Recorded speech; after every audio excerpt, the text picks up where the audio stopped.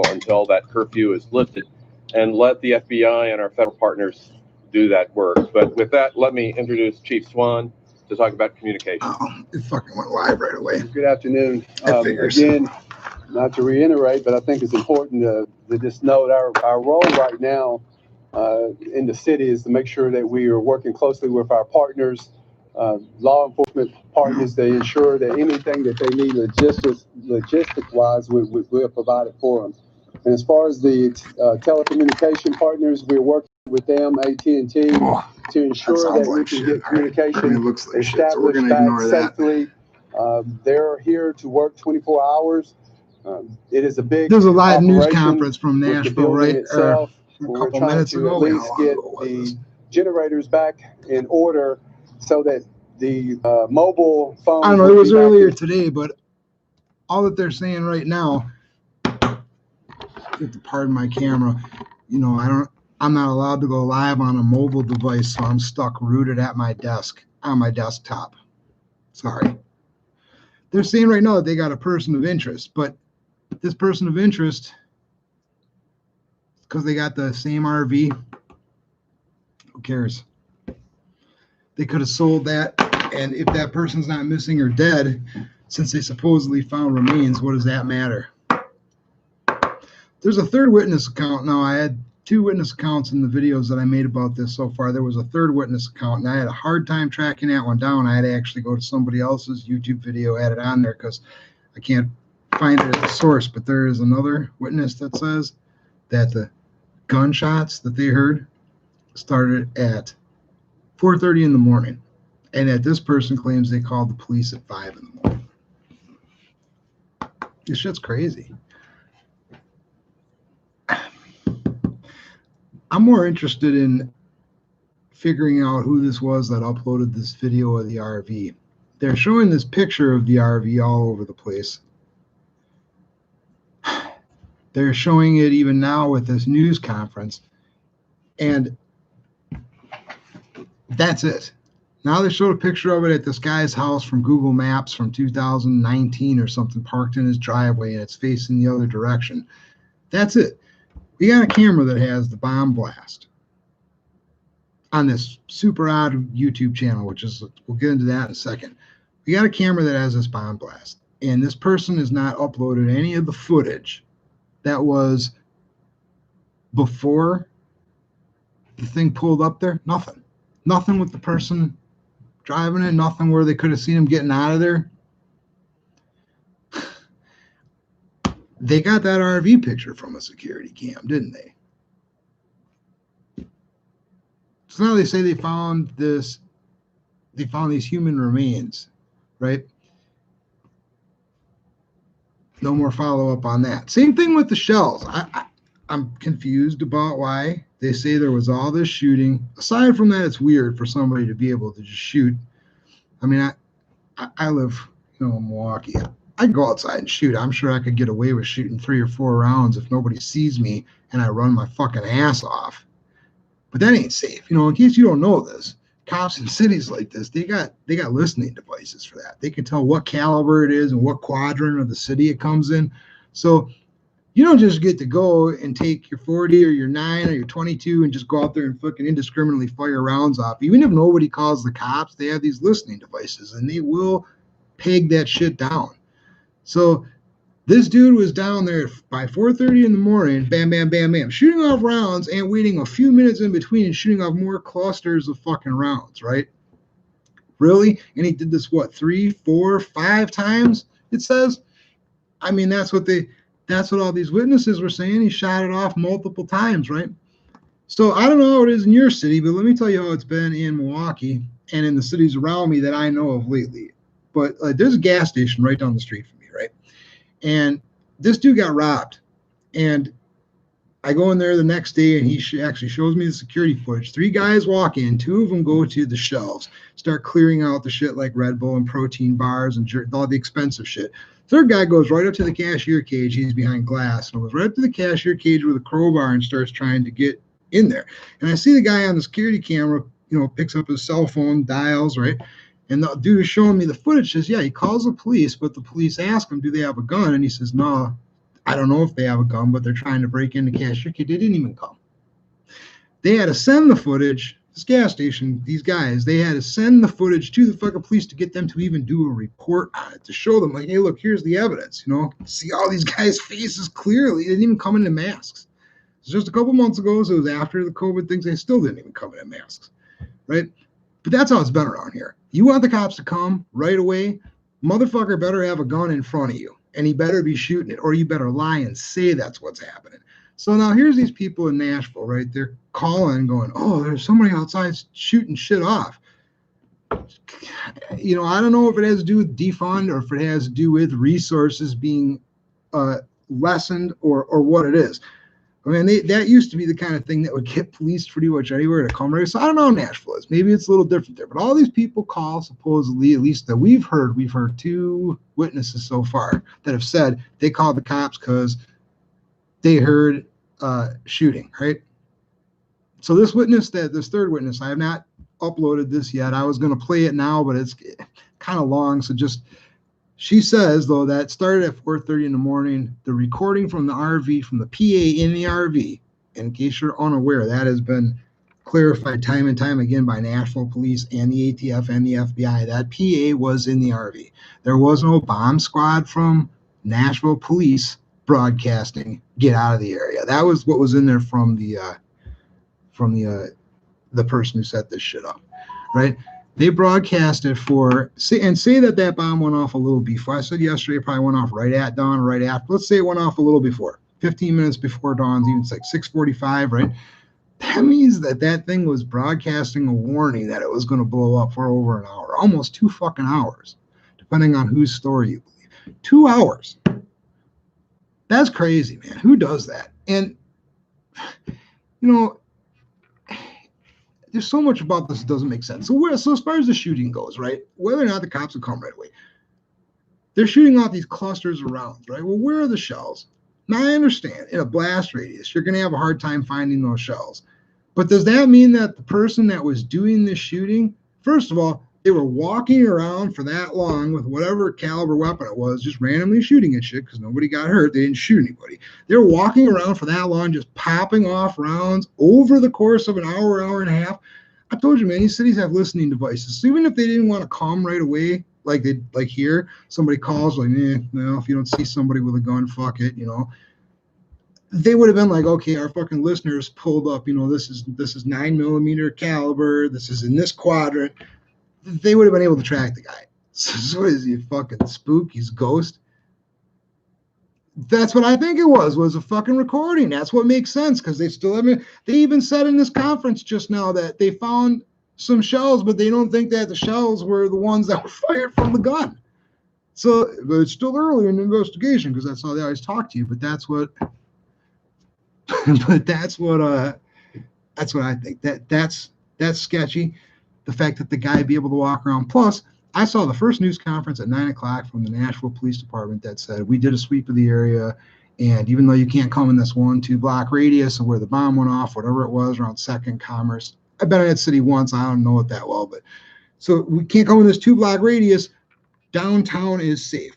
All right, so I live in Wisconsin. I live right next to Wauwatosa. You might see on the news there was just a shooter at the mall in Wauwatosa, right? And that's fucking funny. They have a big place, man. That whole place was roped off. They weren't letting anyone near there. They knew that guy wasn't there. They caught him a couple of cities over a few hours later. They still weren't letting anybody there. But these Nashville police said at 9 in the morning that the city was safe. We're not worried about an active shooter. I've never seen police do that. When do they do that?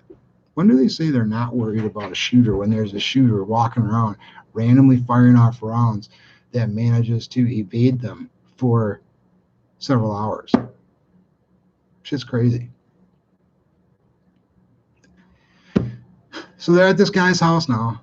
This news is actually a couple hours old, suburb of Nashville. So if this was the person, unless they're not there, unless they're dead, which I think they would tell us that too. So unless they're not there and they're still looking for him, they don't really like to give people information like we have a person of interest. They released his full name. It's something Quinn. some shit. I don't have to find it. Hold on.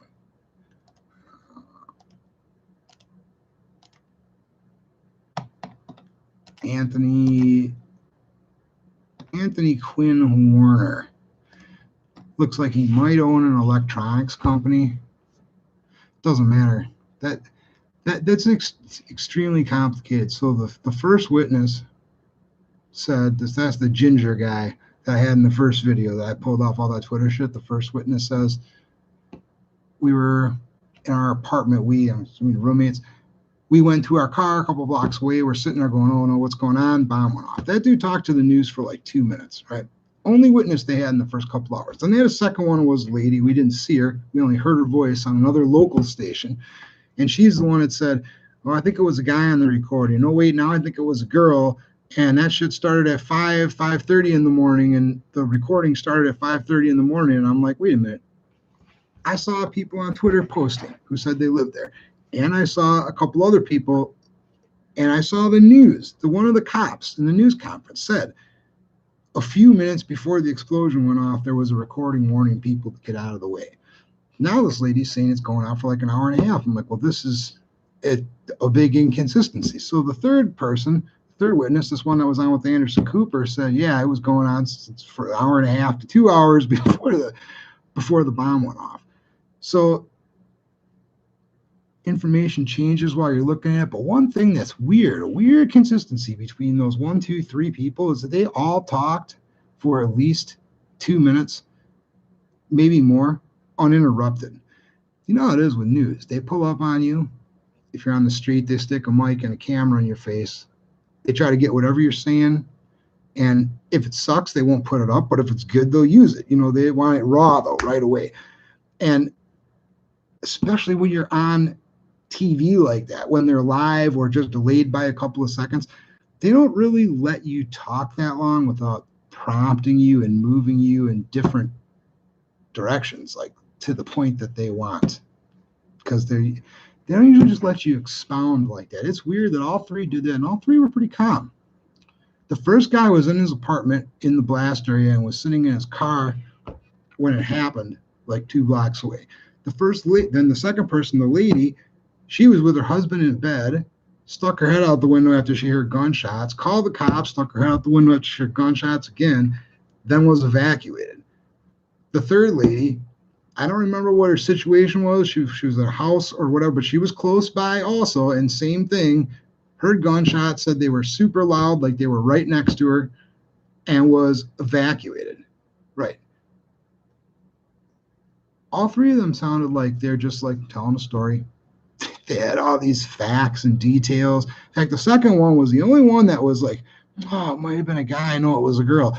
I swear to God, I never say this, but I swear I never say this, but it sounds like fucking crisis actors, dude. The way that they all were so fucking calm, it's just strange. There was a fourth witness, right? This was the guy that put up the Facebook video. Yeah, I think that's where he put it up initially. His footage was the one that went viral first, that everybody was clipping, you know, of the outside right after the bomb. He's panning around. It's right after sunrise. And then he did another follow-up video on Facebook. And I mean, it got tweeted, so I don't know if he tweeted it or somebody reached it, but whatever. He was the guy that said, you know, my name's Buck and whatever, and I'm okay. And he had on a blue shirt that had bullets on it for the flag. And I made a comment saying all these motherfuckers are more interested that his shirt has bullets on it than like, hey, dude, glad you're not dead. Or, hey, man, thanks for getting all that footage since nobody's telling us what's going on, because you had to search to get that footage. So why didn't one of the local stations, why didn't one of the national stations like CNN, who actually did cover it a little, why didn't they talk to that guy? That guy had footage. So they love people with footage. This happened to me once this summer. I had some footage that was of something local that had some national interest. I gave it to Fox. Okay. Let me tell you how this works generally. When you give them, okay, first of all, you'll notice if you watched any of the protest/riot stuff related all this summer long, all the footage was taken by the Twitter reporter people. There was nothing. Hold on, I want to see that. Yeah, I know. It didn't look exactly the same to me either. But there was almost nothing that was taken that was good footage from the entire summer, no matter what city it was, unless it was from one of them live Twitter people that were on the ground, right? And every time one of the major networks would use stuff, Fox, CNN, NBC, they were using their footage, and they put that little watermark in the corner. So something happened here locally. I got some footage of it. I contacted Fox and said, hey, I got this footage. And they gave it to Laura Ingraham, her people vetted it, right? Gave it to her. I got a call later like, hey, Laura wants to know if you want to come on the show and talk about it. And I was like, I don't know, because at the time I didn't want to do that. And then they asked me, so do you want your YouTube channel or your Twitter name or your first name? What do you want in the corner for the credit for the footage when we're using the footage? And I'm like, man, at this point, I don't want to fucking do anything, because I was a little bit concerned. Somebody got murdered by me, and honestly, the fucking killer still hasn't been caught. So I didn't want to be involved in it. But they have to ask you that, though, is my fucking point. So now when I'm watching this interview with Anderson Cooper and this third witness, this lady, he's talking about this, and they're showing all this footage that everybody that they've stolen off of fucking Twitter and YouTube and Instagram and everywhere else, right? Half of that footage that they got up there, let me be very clear about this, they don't have anything on there but the footage, right? Like, yeah, no shit it does. Just listen to this, though. Just fucking try to figure this out. So that some of that stuff they don't have, like, they didn't put a watermark on there, and the people who took it didn't watermark it themselves, because this wasn't taken by Julio Rosas or fucking Richie McGinnis or BG. This wasn't like the normal guys. These were all like really just normal local people who happened to be there, right?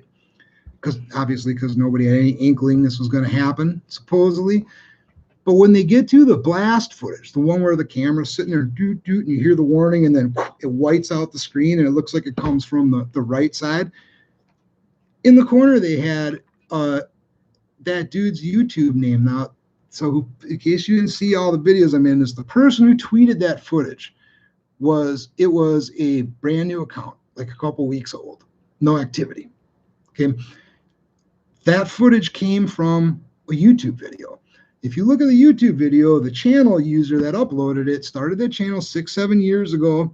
And you can look in the corner and it tells you videos, views, shit like this person viewed 9 videos from their account that they've had since 2014.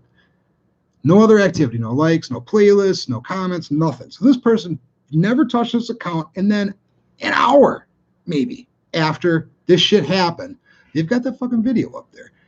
Yet they don't have anything before. They have nothing before the couple of seconds of the person saying, get away from the vehicle, explode, whatever the fuck, I can't remember now. They have nothing before that, right? So I'm like, this is creepy as fuck. Like this dude just came out of nowhere. Then somebody's like, there's another channel that's tied to this one. So I found this other channel. It's the one that has the same name, but there's one extra space. Other than that, the name's the same. It's like 4 letters, and some are capital and some are small, and it's exactly the same, except there's one more space. This other account was new also. And that, I got a point with this. Just listen.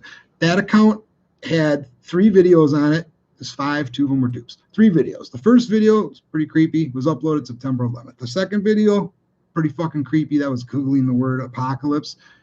That was uploaded October 1st, the day of the Vegas shooting. The third video was uploaded October 3rd. I'm not sure what the event is supposed to be correlated with that is, but I do suspect there is one. So point being, those 2 accounts, same person, I'd bet fucking anything on it. But let's the channel that had no content, nothing, right? So CNN got a hold of the fucking person who had that channel and got their permission to put the footage up and asked them if they wanted to put their channel name on it, because that's how they do it. They don't just decide to do that. They have to have permission. How'd they get a hold of them? How did they know who it was? This person's had no activity in their account. YouTube doesn't even allow private messages anymore. So what did they do? I mean, maybe I'm missing something here, right? Assume the person who uploaded it to Twitter is the same person, but since we don't know that for sure, right? CNN could have used any one of the people who tweeted it or retweeted it. Could have used any one of the people. Some major news sources overseas picked this up. The first video of it, first time I saw it, was from a Portuguese or Brazilian or Spanish newspaper that had tweeted it, and the video was linked there. And then if you click and click and click and go through, you finally get to Twitter, and then you keep clicking to try to get to the root person who dude, so they could have used any one of those people and credited them. They didn't have to put their watermark on the screen. And if they were ever asked, where did you get this footage? That's what they could have said. That's what normally news places do to weasel out of having to ask people that they think are going to say no, or just so it's because it takes too much time. But somehow Anderson Cooper's people got a hold of this motherfucker who's had a channel for 6-7 years with no activity, who's done nothing but upload this video, which suspiciously misses the whole first part of the most important part, the fucker pulling up. It's weird. Plus, that whole camera thing doesn't make sense. I've had a lot of people try to tell me, like, the camera is, it's IR, and when it overloads, it goes into the black and white, and that's why I went from color to black. That might be true, but when cameras when the optics get overloaded, they go static or they go black. Even if they do come back on, that's what they don't generally go white. White indicates like a big source of light was passing in front of it. Just like if I go like this here, shut your eyes. Just like if I go like this, that's indicating that was light from the explosion. So if that was light from the explosion, how does half of the screen come back where you can see, and half of the screen still has white from the explosion? See, if it was blacked out, like the camera had gone into overload protection, then I could see half of it came back on. That's just the firmware fucking up. But when it's white like that, that shit makes no sense. I mean, not to me. And the audio doesn't clip. Doesn't go out, doesn't dip, doesn't fucking clip. There's no volume swell. There's no loss. The audio is fucking perfect the whole way through. And I really thought that I heard some gunshots afterwards. I thought that there were still gunshots after the explosion went off. That would indicate that was recorded. So, yeah, right. Yeah, they'll find an excuse for anything. Yeah, dude. Let me just say about that fucking airport. This is what I think. Okay, I found that. So the AT&T building's there, right? I don't know how AT&T is special more than Verizon or Sprint or any other company, but right? The AT&T building's there, but that's not the only thing that's in that building. There's a business called SandGuard, which does internet security and data storage, i.e., it's a server. That's in that building. That took a lot of digging to get to, too, by the way. And nobody else has talked about that besides me. So I'm starting to think I'm crazy, but I know what I found. Now, mainstream media won't touch that. I'm waiting for somebody like Twitter to get on it, because like these Twitter people were all over this guy's YouTube channel and the sister channel. Like that just took a little bit of mutual encouragement, and a bunch of people jumped on that. I was waiting for somebody to look up that TikTok that one dude's weird video came from, because they had a TikTok username. Because I'm old, so I like desktops. Desktop TikTok interface does not allow you to search. You got to put it on your phone. If I put it on my phone and my fucking kids steal my phone and I don't see it, so it can't go on my phone. That's why. But yeah, think about this, right? They love that fear culture shit. If you're old enough, you remember September 11th. Did you used to be able to walk into the airport 10 minutes before the flight took off, pay fucking cash at the counter, and get on the plane, right? Anyways, but that TSA, that Patriot Act came because everybody's like, oh man, they're going to steal more planes. Like, dude, that was a once in a lifetime thing. Like the fact that they even got 3 of those planes in the buildings surprises me. And I've always thought that, I know the air marshal started after that too, but they've always have locked cockpit doors. So I don't know what they did to get them pilots to open it. But the point is, the fact that they still got 3 of those planes, it sucks for sure.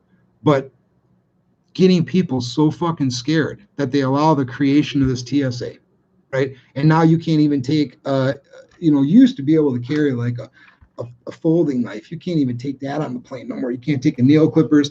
They've loosened up a little bit about a couple of things, but it's flying's bitch, right?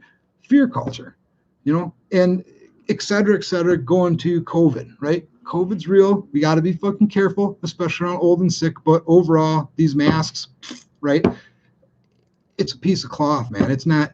It stops people who are nasty, who don't know how to cover their mouth when they sneeze, from going and sneezing all over the place. Sure, it does that. And it makes the crazy people feel more comfortable. So I'm okay with it. I'll put my mask on. But if it ain't an N95, it ain't doing shit. But that fear culture, right?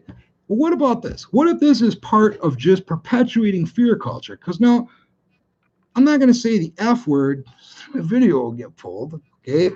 But, for this last thing that we had on the 3rd, for those people who feel that there may have been malarkey, right? That our president has been tweeting January 6th, CNDC, January 6th, right? So I don't know what he's talking about. I mean, people aren't going to rush the Capitol and swear at the electors and say, don't fucking do that. So I don't know why he wants people there, but I know he's been saying that, right? It does seem to have some momentum. I know a lot of people are talking about going. Maybe this is part of that fear culture. So they lost a lot of ground with that fucked up stimulus and combined with the budget bill. That was a real fortunate mistake that they made, letting people actually get to see how fucked up our budget is every year.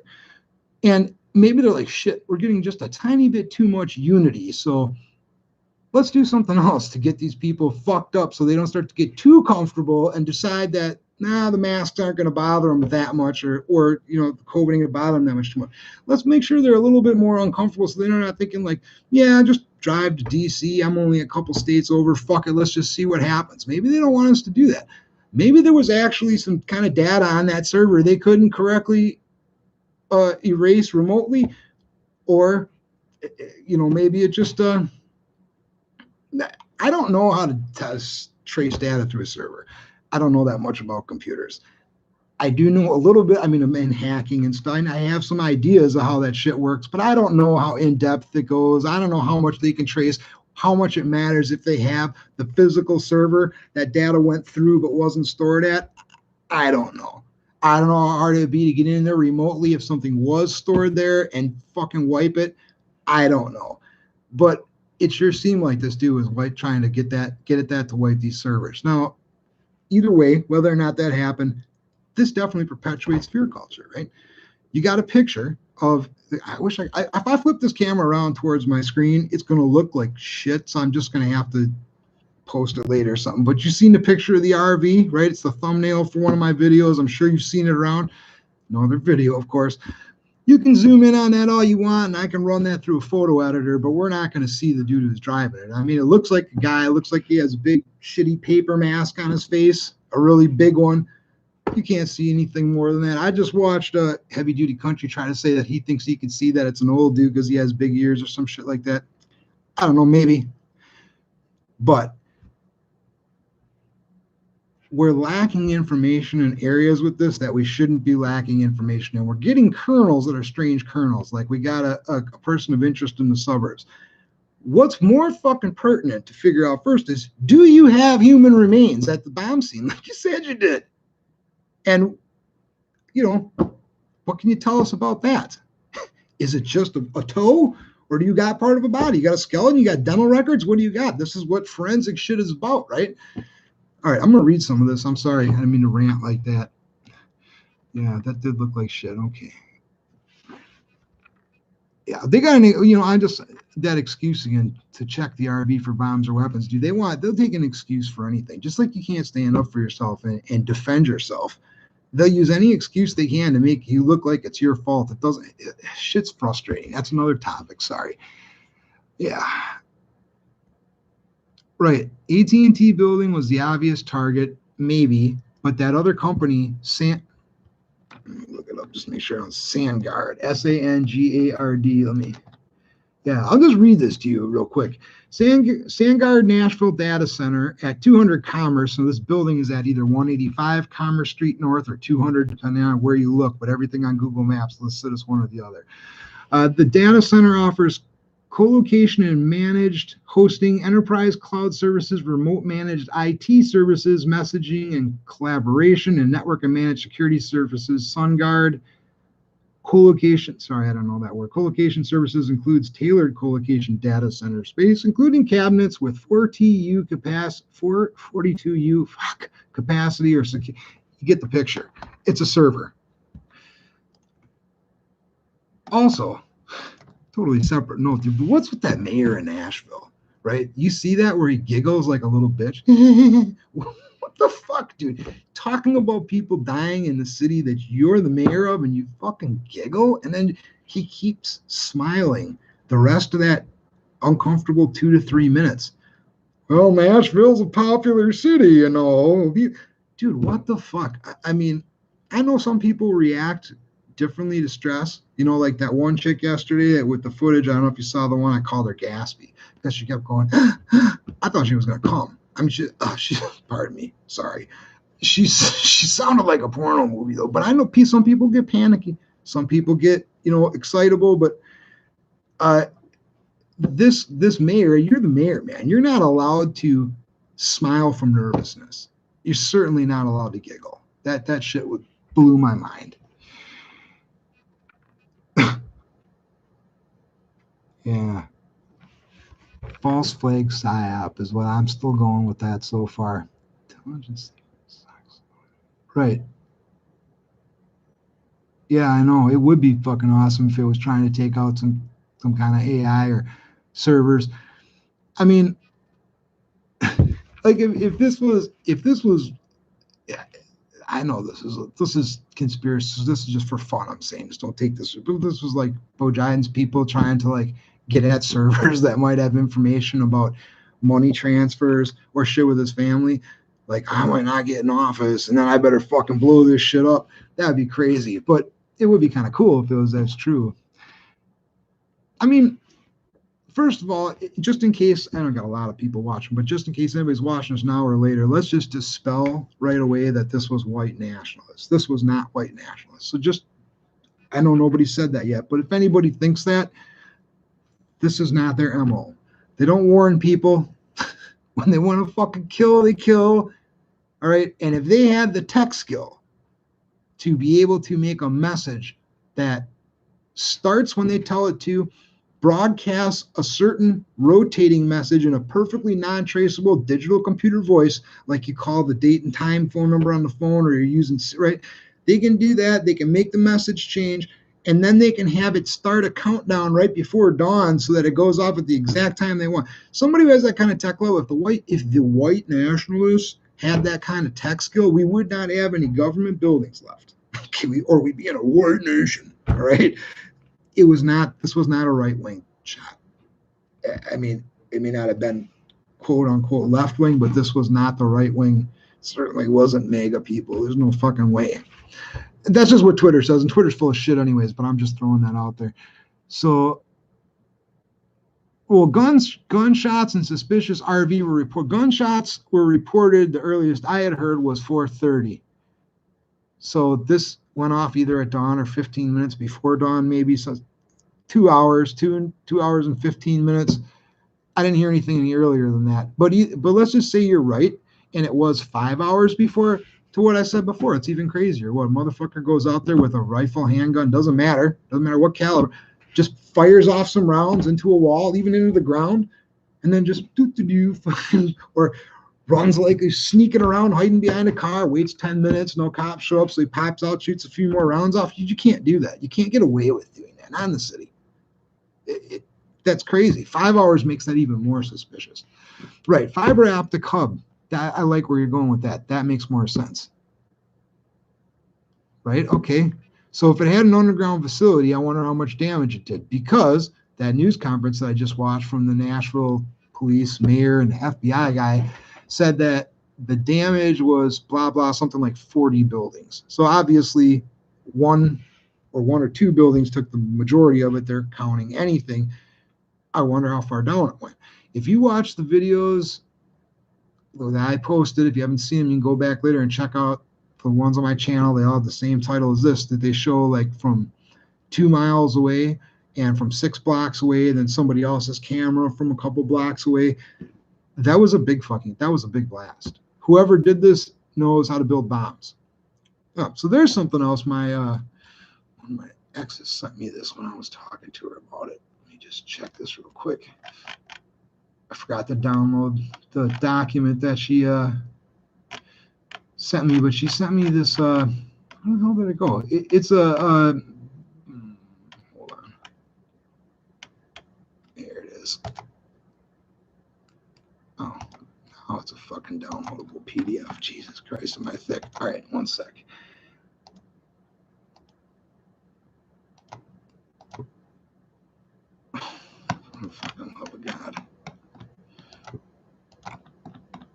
This is a. Hold on. Give me a second. Find this locker.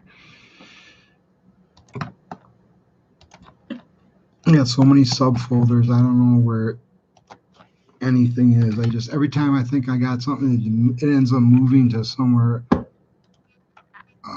fuck's sake, ends up moving to somewhere else.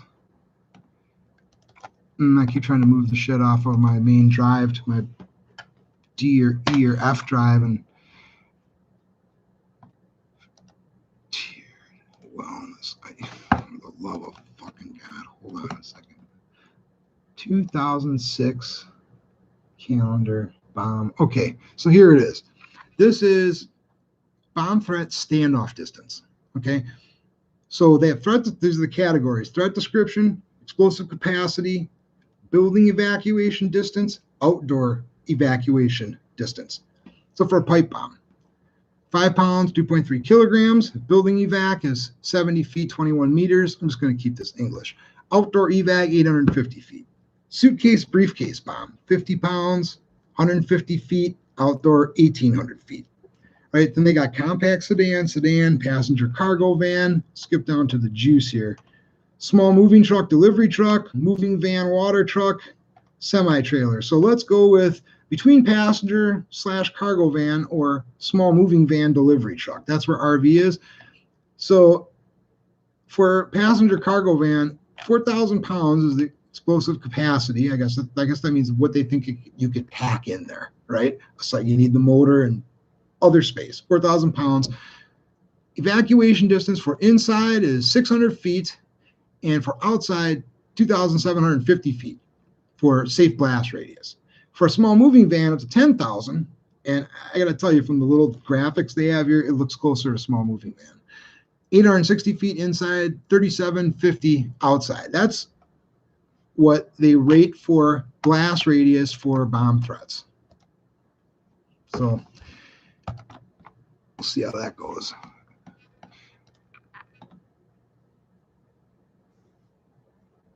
Pardon the glasses. I just like glasses.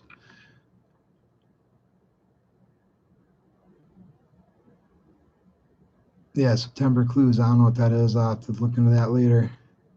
Yeah, we're already losing our rights in 2020. No shit. No, they don't come back, man. This is what I've been saying about the Patriot Act for a long time.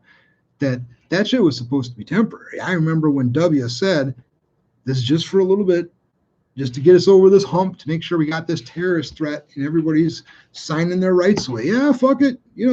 Extra this, extra that, that's fine. But no, that shit never went away, man. It lasted 20 years. And there was a renewal for that last year. Within the last year, there was a renewal for the Patriot Act. It finally expired organically, and I believe Trump stopped it. Because that Patriot Act gave them the right to go to your house without your consent and without even telling you that they went there. So basically, they want to go look through your shit and see if you're doing something, and they decide to do it in a fashion where they sneak in. You'll never fucking know. It gave them the right to do that, man. That shit's crazy, the whole thing. But yeah, that's how it is with everything else. Honestly, I'm surprised with that handgun bill in the 90s. I was young back then. But I remember when that rifle handgun, when that semi-assault weapons, which in case you don't know, AR does not stand for assault. But the assault weapons ban, and at the same time, thanks to Biden's fucking 94 crime bill, there was another restriction placed on handguns too. I don't remember exactly what it did, but there were actually 2 significant gun laws. But I'm surprised that expired in 10 years, and I'm surprised that didn't get renewed. Because you're right, for the most part, this shit never comes back. I mean, look at political, not even political, just look at free speech right now, right? Starting around, everybody has a different estimation for it. I think it started around 2013 or 14. A lot of people say it started a few years earlier, but that is when it started to get to where you just couldn't say anything without somebody going, you can't say that because, right? And, some of that shit, they had a good point. I still don't give a fuck, and I'll do it anyways. But they had a good point, and I have to give it to them. Like, yeah, you say this, that is kind of sexist. You say this, that does sound insensitive towards this person, that person. Okay, I'll try not to do that in mixed company, but I'm not just going to do what you fucking say because you tell me to. But that went from kind of like a, let's just try to be a little better about how we speak, at least in public, to now you're fucking, you can't say shit. You can't say shit. I can't even say the F word on this. And I don't mean fuck because the video will go away. What's that about? You know, you can't say anything. You say the wrong thing about how you feel about an issue. We saw how many times did we see people got fired from their job, went on their own private time, on their own private social media of any kind. They made a comment and it wasn't even a nasty comment. It just wasn't showing support. They lost their job over it, man.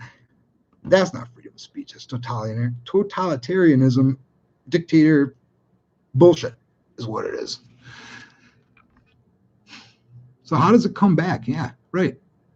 If Biden gets in there, he's going to fucking do something to gum up Second Amendment. First Amendment's already taking a fucking ton of body blows.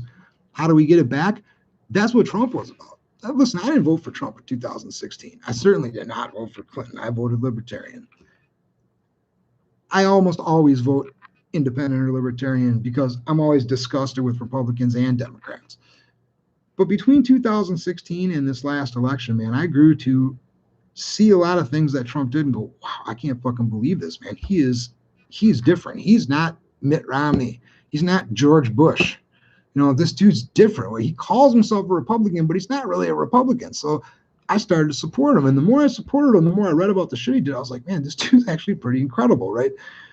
So he was supposed to be the one that was supposed to fix some of this dumb stuff. And he was on his way to doing it. And look what they did to him. I mean, fucking media just crucified him from the start. And they're still doing it, even though they've talked about some other stuff a little more recently. That's all they did. Just trying to make his job impossible. When he said drain the swamp, man, I don't know if he understood how big of a project he was taking on. Because if you looked at that budget bill, man, that swamp is fucking deep. That is deep, son. Yeah. Lose our rights. Yep, I hear you. Yeah. January 6th. I'm tempted to go. Who's going? Who's decided that they're going? You have to tell me if you want, but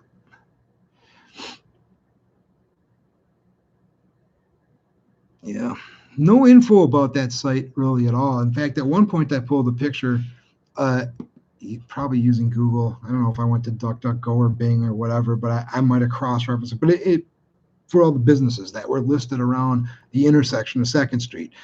And aside from AT&T, everything else looked like bars and restaurants or smaller type of retail stores that likely would not have been open. To find that information about SandGuard, I had to search using, I can actually tell you, so you can try to, if you feel like you want to replicate it, you can. I had to search using cloud and colocation. I can't say that word right, I'm sorry. But I had to search looking for data servers. Like I was a company that was looking for servers to process or store a ton of data. It wasn't coming up just using Google or Bing. I had to search. Yeah, right. And who knows how big it is under there? If they did go in there, what they found, who knows? Wait a minute. NSA room at every phone center. What does that mean? Phone center meaning you don't just mean like a walk-in Verizon or Sprint store. You mean like every one of their locations that has server space.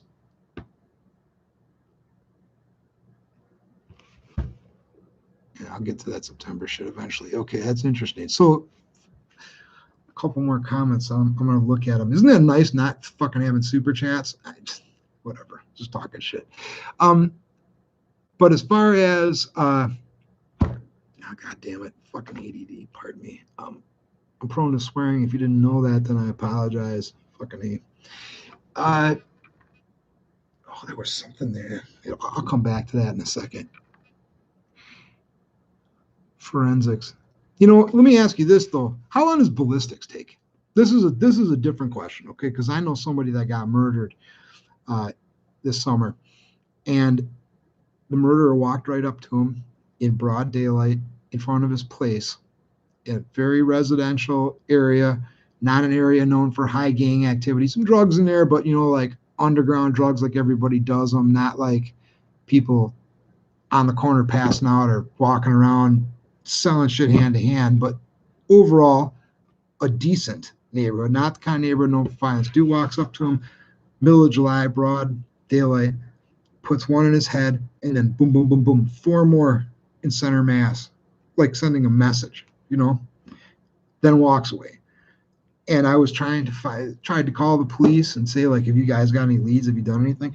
And they never even released the ballistics report, which I thought was crazy because I'm like, this was a kind of a big deal murder, and they love to talk shit about guns. So they run the ballistics and they find out that it was a legally purchased gun or a regular gun of any kind. Then they get to talk about that and the news gets to take a shit on guns, which they like to do. If they find out that it's a ghost gun or a 3D printed gun, then they could talk about crime and how many people use 3D and printed guns. Maybe they wouldn't talk about it as much because it really leads even more to 2A rights and all legal gun ownership, blah, blah, blah, versus fucking criminals. And if you take away guns from regular people, criminals are still going to buy ghost guns and still going to buy create 3D printed guns. If you don't know what a ghost gun is, I watched a documentary on them. It was really incredible, but they are essentially a real gun with a serial number that passes for real, at least at first inspection. So unlike 3D printed, you can't tell. You have to get in depth into the gun, including with the ballistics. Like, you could see the gun, see the serial number, think that the gun has appropriate ballistics taken, and you wouldn't know unless that gun was then fired and you took, right? So I'm just wondering how long ballistics take, because Milwaukee police never followed through on this, and they never released any information to the press. And when I called them and tried to talk to the detective that was on the case, once I finally got through, they're just like, you ask a lot of questions. That was my answer. One of those.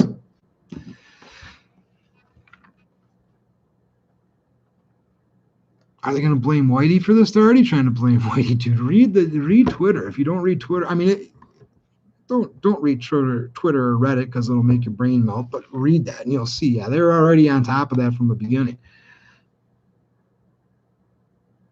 Yeah, crisis actor. See, so somebody else said it. I felt goofy when I first put psyops in the fucking description of one of these, and then false flag. I was like, it sounds cool, but when you put that in your videos, you are now like Alex Jones level fucking crazy, thinking about conspiracies. I don't use words like that often. That is what this shit seems like, dude. And I'm not big into the crisis actor thing. Like, I've seen all kinds of people try to tell me, oh, Sandy Hook, crisis actors, Columbine, crisis. Man, I've watched hours and hours of footage. I ain't seen it. But I got to tell you, all 3 of these people that were interviewed by MSM, 2 local, 1 national, all talked for over 2 minutes uninterrupted, were calm, had a bunch of details. And the one guy who was definitely there, the guy who's the easiest to get a hold of, it's like Buckster GOP on Facebook, the guy who's with the blue shirt on. Nobody interviews him. But yet they get a hold of this guy with this crazy YouTube channel that has no activity on it, and they manage to get a hold of him and get his consent to use his video hours after this happens. Fucking whatever. The AT&T building is a confirmed NSA station, huh?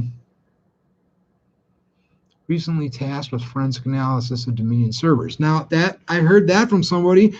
They even fairly said, I can't substantiate this yet, but I heard that Dominion servers were at this AT&T location. So, how do we vet that information? How does an average person, with the media not covering it and the authorities obviously not telling us, how do we vet that? Because if that's true, that's incredible. That's a real problem. That'd be the kind of crazy fucking thing you think that you'd then see Lin Wood tweet about. Because some of the shit he says, like, I get where he's coming from. I believe him, at least at some level, but he does come off as, him and Sidney Powell come off as a little nuts sometimes, right? At least to the average center type person. I'm more prone to believe in that, but just saying, you're trying to be fair, talking to the average person. Why, I'm surprised Lin Wood didn't tweet about that.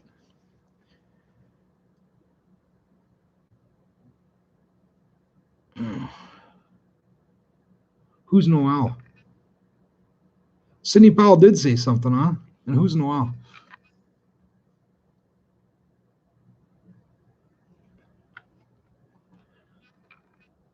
Well, while you guys are answering that, the other thing I wanted to finally remembered. The other thing I want to tell you is that on one of the videos that I put up, somebody put this comment on there. I don't know. I'll read this comment to you. Stop. See, if I was a professional, I would have had this shit pulled up already, right? All right, so this guy put on here, says he works for Lockheed Martin.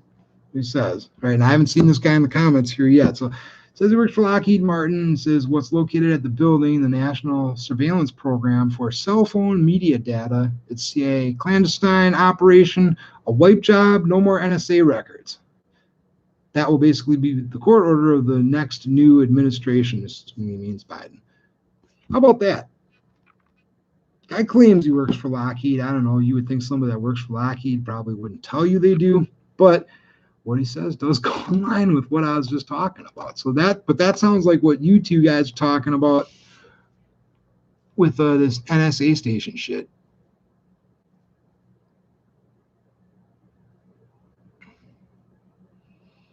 The lady with the kids in the apartment. Oh, okay. So the interviews that I saw were the ginger guy, then the one chick, we didn't see her, you only heard her, and then another lady who was on CNN that you didn't see, you only heard. And then that one dude who was there. So whatever interview that is, that must be one of the ones I missed. I mean, you got to understand, too, I found out about this just a couple hours after it happened yesterday. So between the time I started searching for information and between the time I finally got done uploading my last video, it had gone from about 8:30 in the morning to about 7 at night on fucking Christmas. Took all day. So I kind of took a little break this morning.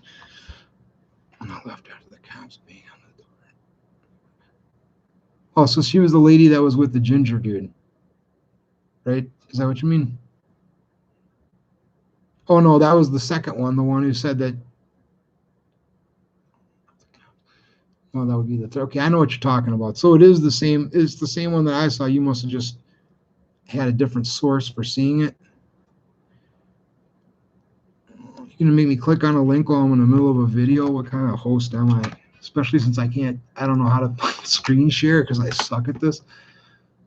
Not entirely my fault, though, since they won't let me stream mobile, which is fucking dumb. I have to have 1,000 subscribers before they'll allow me to stream mobile. Dude, you know, I would have had live footage from Kenosha in August if they would have let me stream mobile. I didn't want to bother doing it on Facebook because the data gets so jammed up when so many people, it's garbage. So I would have been able to get some killer footage. Okay, so I did watch this video where this is like where what I guess you're getting is it looks like a missile goes off, right? I saw that.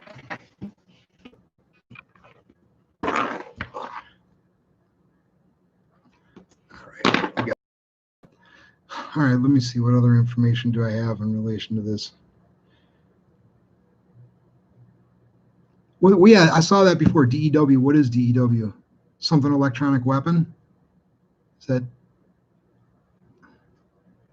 directed energy weapon? Somebody said that yesterday too, that when you looked at the blast, it looked like an energy weapon, not like the way a bomb would go off. Because there was a second video, right, of the bomb blast. The first one's the interesting one. The second one, it's weird. Dude's holding his phone here. You can see his kid in the background. It's kind of fuzzy. He's taking another phone, and it's from a TikTok. And there's a text box that says, to all the people that were DMing me and worried if I was okay, yeah, I am, and here's a video of what happened. It's just a weird way to preface this, like really, like you had to take it off of his, but whatever. That was the other video, and that's what somebody said looked like an electronic weapon, and it did. I mean, what do I know? I'm not a forensic expert, but no, it didn't. The whole bomb thing, it was weird. And think about how the camera whited out for that long period of time. The heat from a blast, assuming that whiteout was like the flashlight right in the. Why would it go so long? Energy weapon does make more sense.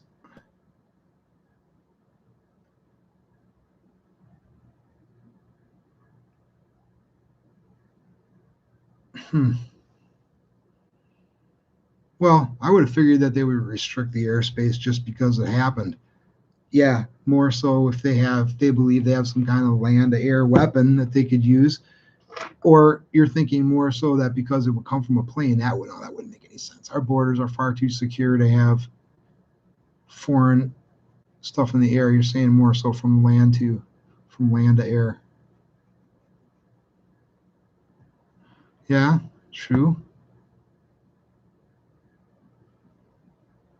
Well, I'll tell you what, that fucking crater from the Oklahoma City bombing and what it did to that building was way bigger than what I saw in Nashville. The blast radius in Nashville is huge. You know, like the thumbnail I got for this video, I use it for something else. You've probably seen that picture. It's nasty. Black everywhere from everything being charred, but it does not look like there's much ground destruction. Right, no crater. Yeah, domestic as fuck. It was a nuke in Oklahoma City, huh? I thought that dude just built a fucking fertilizer bomb and put it in a truck. I was really young when that happened. I was just saying, I thought that's what he did. Showed up as an earthquake. Yeah, right. I wonder what the measurement from this was. All I'm saying, like I said, my pedestrian understanding from watching those cameras from other people, that that was a hell of a blast. If that was a built bomb, that fucking thing was built very well. Which is why if you have the tech skill to build a bomb that strong, and you got even more so, you got the tech level to be able to make that kind of a recording that did all that timed stuff. I don't care if you had to record the entire thing, put it on a loop and have it record the loop for an hour, and then record yourself with a computer voice doing each minute differently, which I'm sure they didn't do it that way. They probably did it more digital. That still takes tech skill. Somebody who has those kind of combined skills could have done a fuck ton of damage. So let's think about potential targets that were not the servers, because the servers to me are the obvious answer. So I want to look at all the other stuff just to make sure that I'm not missing something that's really simple. Like at first I thought it was a meth lab because it made sense, but that would have already been cleared up, so that's obviously not it. So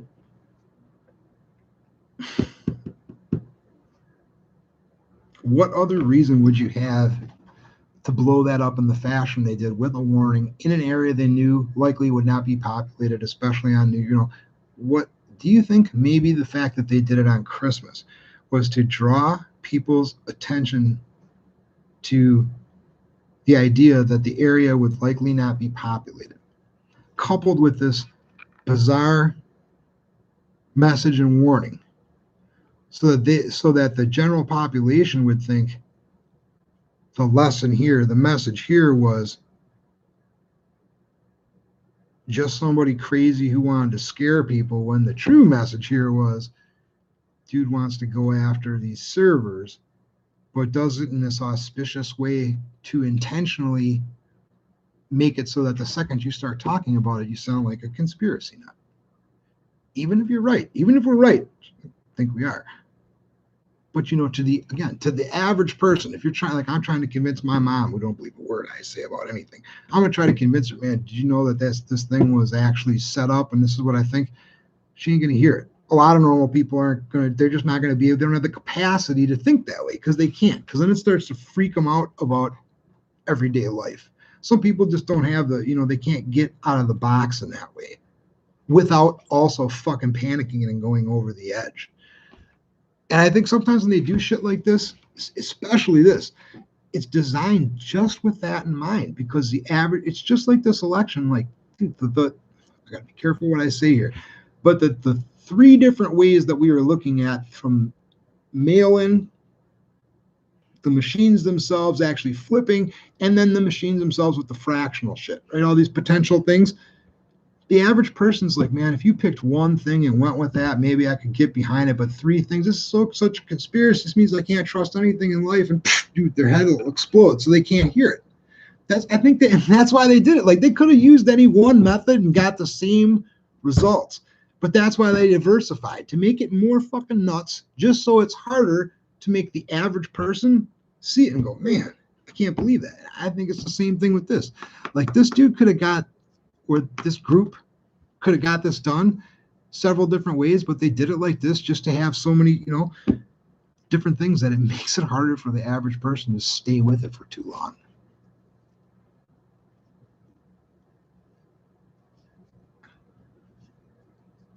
Well, dude, for sure a false flag to blame American Patriots. That was the game that was started on social media immediately after it's happened. I mean, like I said, it doesn't make no sense. White nationalists don't warn people. And as far as the other right, the right that isn't way the fuck out there in that way, like just the MAGA people, for example, people understand, oh, this must be Trumpsters. This is MAGA people. Dude, what are you talking about? Middle class citizens that have fucking jobs that like to hold up a Trump flag? You think they got this kind of skill? Oh, no. No fucking way. I don't know nothing about Google except that you can't trust them. I mean, maybe was it down for an hour in your area? Because,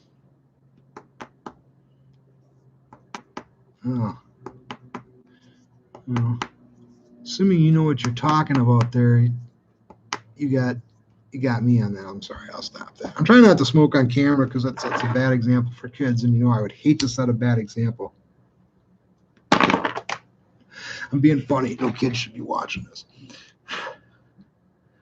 The internet thing, I don't know if it was 1 million customers, but it was they had said something like the area up to X amount of miles, but it was not just internet. 911 services was knocked out too for a period of hours. So, because 911, you can take a phone that hasn't had service for years, that doesn't even work on the network, and if you pick it up and it has power and you dial 911, it's supposed to still work. Like that shit was out too for a while. At the time that AT&T originally tweeted, hey, our services are screwed up because of this thing that happened.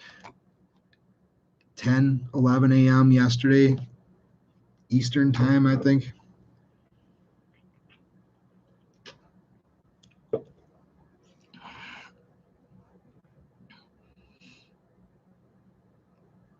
The Google was worldwide, or the AT&T service interruption was worldwide?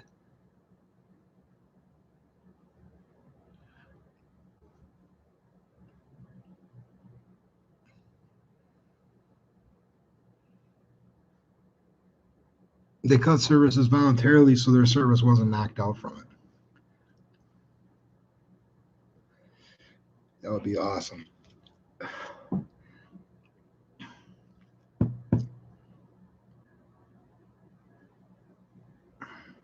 See, the problem with this game is above my pay grade, and I don't like fucking playing this. I want a chance.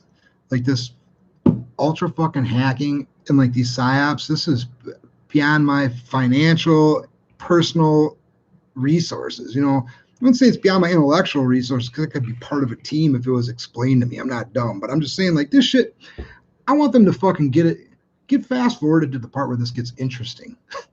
I'm fucking tired of this shit. Of course, truly masterful civil war, they'll never allow it to get to that point because they can't win if it gets to that point. YouTube. YouTube was down a couple days ago. BitChute was down for a while. That happens all the time, though. Dude, BitChute, I really like BitChute. It's a lot more free speech there. I actually like Rumble, too, but I can't get a fucking person to watch me on that site yet, so I must be doing something wrong. BitChute's really awesome, but I got to be careful saying that because I think they might pull. Anyways, that site is awesome, too, but, man, is it fucking picky when it comes to uploads. Half the time I have to re-upload a video 2-3 it'll stay in processing for hours and I have to just re-upload it, delete the first one. Fucking sucks. So they were out too, but that probably don't mean anything. Oh, that Beirut thing. So speaking of that gas station down the street that got robbed, the one guy he's from Beirut or Lebanon or something like that. And when that happened, I went down there and I was talking to him. And I don't remember exactly what the news was saying. I said, but dude, was this a missile? He goes, yeah, it was a missile from fucking Israel. He goes, I'm listening to the news, with his accent is, I'm listening to the news from back home right now. That's for sure what it was. But, apparently they settled that because it didn't get worse.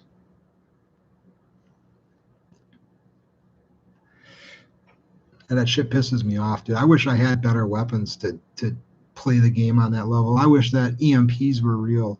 Well, I say that because I talked to a guy who's an electrical engineer and told me EMPs essentially aren't real. He says they are real on a small scale, and they kind of work. He said, but have you ever tried to do a large scale EMP, like something that would take out a city block, for example? That if you did that, it would have a lot of unintended consequences. You could kill anybody with a pacemaker, stuff like that.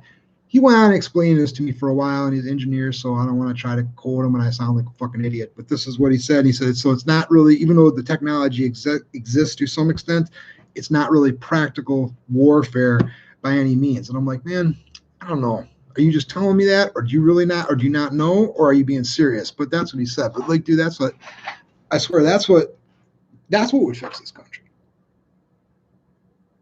Yeah, but I'm saying just an EMP, right? There's a way to make an electromagnetic pulse without the huge detonation before it, because that's what this country needs. Really, to fix this country, we could use a complete loss of internet, if not power, too, for like a month or two. That would correct a lot of shit. I mean, it'd be rough, but that would really correct a lot of shit. Well, what do I know?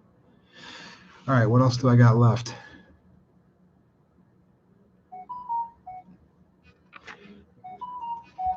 Let me just check and see if I got any new info on this.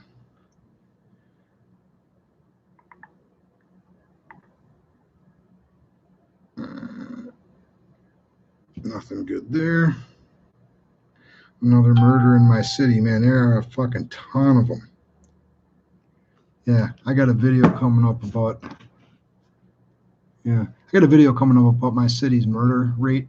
Different topic, but my city's murder rate reached its high in 1991. 155 murders. That included the 13 that Jeffrey Dahmer did. And this year, so far, not over yet, we are at like 212. We bypassed the record. I mean, good push. We could double it. Unbelievable. Yeah, I wish I knew more about lasers and those kinds of weapons. I should get a tech guy to talk about that, but oh, you guys are talking. Let me check and see if there's any updates from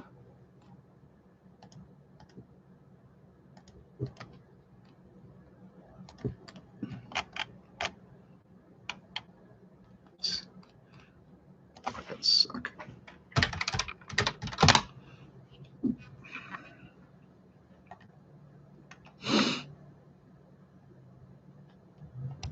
Generic. Okay, hold on. Something from Linwood. Huh. Okay. I'm not sure if Linwood originated this thread, but somebody just said something regarding Nashville. Their objective was to knock out communications, including 911, in the area for a short while, not to injure people. You aren't looking at a terrorist attack. You're looking at a small piece of a much larger scheme that was underway by sophisticated operatives. Whoever detonated the RV knew what they were doing. The real crime didn't happen in Nashville. It happened in the giant blind spot that was created by the blast. I like the conspiratorial way you think. Room 641A is a telecom intercept facility operated by AT&T for the U.S. NSA, as part of its warrantless surveillance program, Patriot Act. What part of the country does this hub cover? Georgia. Oh, the Georgia election information routed through that fucking server. Wow.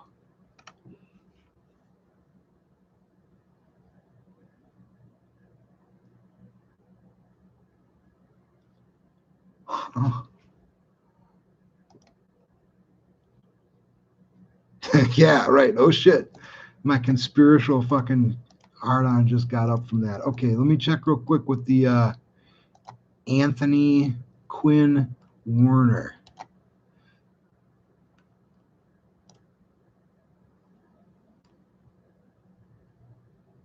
Nothing in the last few minutes, just shit that's a few hours old. So they've known about this guy for hours now, and there's no update. So if he is alive and he was at that address, obviously they did not take him into custody. I still have not been able to find a picture of him. All I found was some deed for a house or something, and that thing that said that he owns an electronics company, if that's true. But no update. They obviously would have executed that warrant and been done with that a while ago. Yeah, right. Prearranged scapegoat, right? The Lee Harvey Oswald. Yeah. Yeah, somebody said something like that yesterday too, but if I can find that. As dude said, I speculate they'll blame it on disgruntled Trump voter. When they haul him out, he'll be screaming 1776, and they'll say he tried to recreate George Washington's Battle of Trenton, early morning sneak attack on the British soldiers who got drunk on Christmas. Fucking false flag as hell. No, not Time Warner. That dude, Michael, I can't remember. Anthony Quinn Warner, who is the suspect or a person of interest, because they say that he has, or at least had a year and a half ago, an RV that they think matches the RV that detonated. Well, suspect or person of interest. I mean, speaking of person of interest, what a great fucking show. But yeah, that just means that he had something that looked like it parked in his driveway. In other words, does it mean anything? Not really.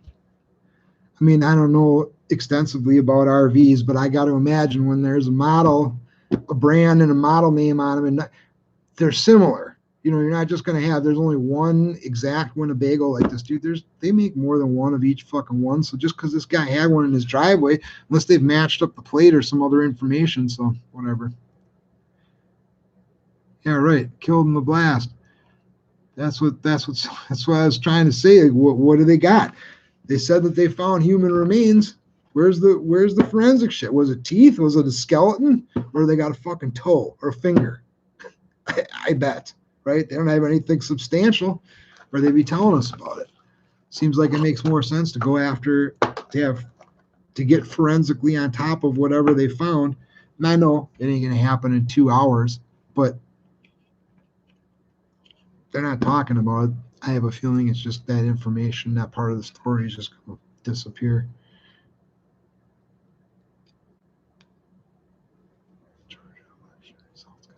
If it does show that it had something to do with the Georgia, if it proves to be what we're speculating it could be, then what? Then nothing. Nobody's going to do anything about it. It's got to be a grassroots thing. There's got to be people across the country actually risk their security to do something, because I mean, what do you expect? I mean, even if he pulls off this thing on the 6th, how much of the military is really behind him? I mean, I have to speculate about that. I don't know. I would assume the majority would seem like the majority, but then I've been seeing these videos. I mean, I understand they always like to put shit like this to the forefront, but I've been seeing these videos from people in the military that super negative, I fucking hate Trump. How do you talk that way about your commander in chief when you're enlisted? You know, like if I was enlisted and didn't like the president in office, I would just not say anything. Just saying. You'd think that'd be a code of conduct, but I don't know. Soldiers take orders. Yeah. Police take orders, which is why the police will let you get the shit beat out of you if you were at a protest and you were on the wrong side and you defend yourself, even if you're struck first. Saw that myself. Watch that shit happen. Right in front of Milwaukee police, man. 4 assaults. I was recording it. You know, 1 cop was in front of me, 3 were directly behind me. 4 assaults in a row. But because it was patriots that got hit and protesters, there was actually Antifa there too. It wasn't just BLM. Because it was them that was doing the hitting, nothing. And I asked Milwaukee cop later on, you no, when I was alone, now when there's nobody else, I said, dude, what the fuck is the deal with this? And they're like, dude, we got a directive. Anybody who's tried to arrest one of them, they end up without a job. So, and I get that. I mean, I get that that's how it is in fucking Detroit, in Chicago, Seattle, Portland, Minneapolis, New York. There's a lot of cities where it's like that. So that's why I'm saying it comes down to the people, because at what point is one of these cops going to say, with a camera there, because it's really not going to matter if nobody's got them live. At what point is one of them going to turn to the lieutenant or the captain or the chief or the fucking mayor and say, why don't you tell them what you said before? Why fuck you and telling me to do that? I'm not going to do that. Because you know they're out of job right there. Probably be out their fucking pension. Are they going to do it? Once a couple of them do it, then a whole bunch will. It's just like and that's important to think about too. It's just like the Patriot resistance, let's call it, right? All summer long, all we saw was BLM and sometimes also Antifa, and then some people who were just there because they thought they knew what the BLM meant, right? And you never saw any opposition. You saw people getting treated like shit when they wouldn't raise their fist, or people who didn't want to deal with being stuck in traffic, trying to get around them, and then they'd swerve their car, right? But at one point, maybe it started with Kenosha. Right after that was the first time that I saw a rally where there was actually a Patriot / MAGA side, not just the other side. But then slowly you started to see it in other cities. All of a sudden, contingencies of people who are just regular citizens would show up. And then you started to get stuff where, like Olympia, Washington. I mean, fucking Olympia. What a shitty little city that is, man. And look at what they did out there. That was fun to watch, right? Or you had DC, where all of a sudden Proud Boys join a bunch of MAGA people, and now Antifa can't just push them around like they want to. Well, the cops end up pushing them around. They don't get any support from the police that they're backing. But, so now it's starting to be a little more common to see a second side, which is nice. It's not just isolated people getting the shit kicked out of them or getting harassed. But the same thing is going to have to happen with police in areas like this when they're under these silent directives, just not around. They're going to have to say, all right, I'm taking a stand here morally, and I understand how hard it is. I'm not saying it's easy, but I'm taking a stand here morally. I'm not just going to watch somebody get beat up, and because politically you don't want to look bad, therefore you don't want me to arrest this person.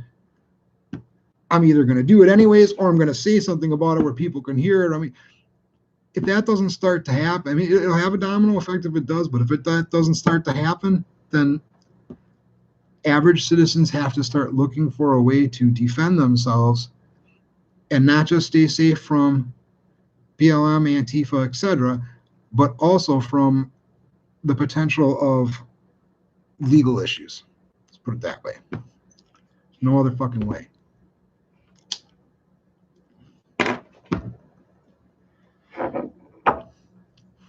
I wish I had a better answer for that.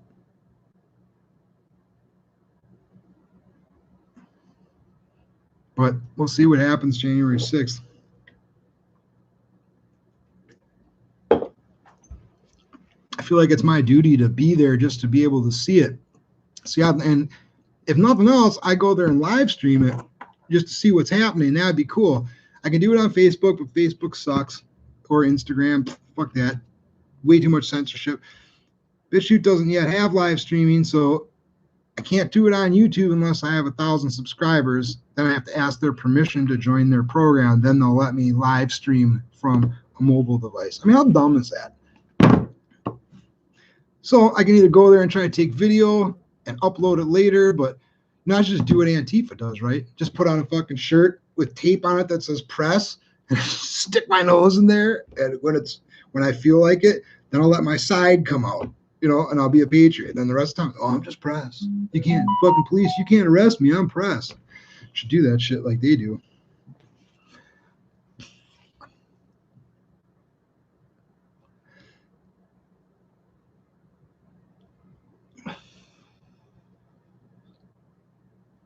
Yeah, the Batman building. Is that the unofficial name for that building? I've heard that a couple times. That 185, 200 Commerce.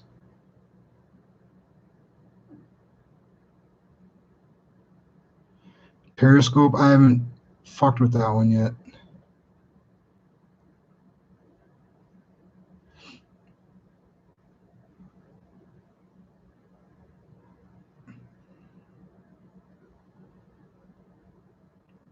Yeah, I saw that house deed thing. And you know what you're saying? That's a great story for the media. It really is. And I don't mean that disrespect. I'm just saying that's a great story for them to go with for a cover. I don't think that was the real reason, but I think it's definitely a logical place. It's definitely a place for regular centrist Americans or slightly left, slightly right Americans. They'll eat that story up. They'll believe that. Dude was sad, didn't actually want to hurt anybody, hence this weird, super long warning. Gave shit away, had some life insurance. I mean, they can create a policy to back that kind of shit up should they decide they want to, but I don't believe that's the real reason. No shit. That kind of tech level, you could steal an RV. You got to assume they can hack pretty well. DMV records aren't that sound. There's other levels of the government that have much better security, but yeah, hacking the DMV to fuck around with registration, get yourself some plates, change a VIN, that wouldn't be hard to do. Or make a vehicle look like it's owned by somebody because you know they happen to have a similar looking vehicle so that it throws the scent off of you. That ain't hard to do. Yeah, bars, business, boutiques, that's what I saw when I pulled up what's in the area, and I had to dig further to see the rest of the information. But yeah, that's what it looked like.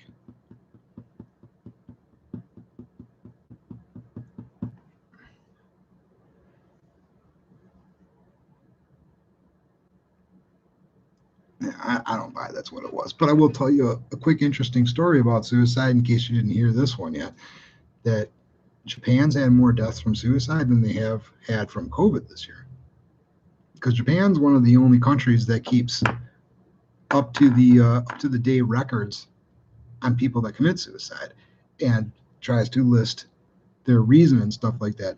And they've had more suicides monthly than they've had deaths from COVID. Of course, they're probably not counting motorcycle accidents, self-inflicted gunshot wounds, or people that are already stage 4 and dying anyways who happen to catch COVID at the end, and their government's probably not paying a flat rate stipend to any medical facility or hospital that puts the word COVID on while they're treating somebody. So their figures might be a little more accurate. Yeah, no, of course not. If it was a Unabomber type, just like if it was a white nationalist, those people generally don't warn people, and they usually take credit. They have a manifesto or they leave something behind, especially in today's digital age. Parking lot, all the lights are out. But this digital age, yeah, we'd be hearing the digital manifesto, especially if they had this guy as a person interested near his house hours ago. Now we would have that. Yeah. So it's like 10th time somebody says Batman building. I've asked like, so that's the name of why is it called the Batman building? Because of its shape or because it's supposed to be, I know why. Don't tell me, wait. This has something to do about what you said with the underground and access to a lot of different shit, right? Because it's built like with a bat cave. It's got secret rooms. Got it.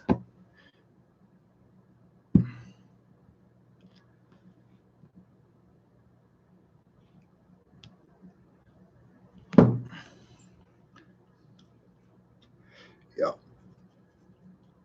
Hurting someone also, besides these injuries, and that's another thing. What have we heard about these people that were injured? We heard injured or not critical, but we haven't heard anything else. No follow-up. Not even like we talked to the hospital or this person's family. Nothing yet. But why wouldn't they hurt anybody? Because, or kill anybody, more pertinently, right? Because if they don't kill anybody, in the end, when whatever story comes out, the level of investigation, people won't require that level to be, the average person won't require as much scrutiny on give us the true story. That guy killed 12 people yesterday. If he had, people want to know the fucking truth. And even people who would normally be like, I don't give a shit, I don't want to hear, but they would go, I want to know the fucking truth. Pardon my language. They let that go a little bit more because nobody's dead. That's why.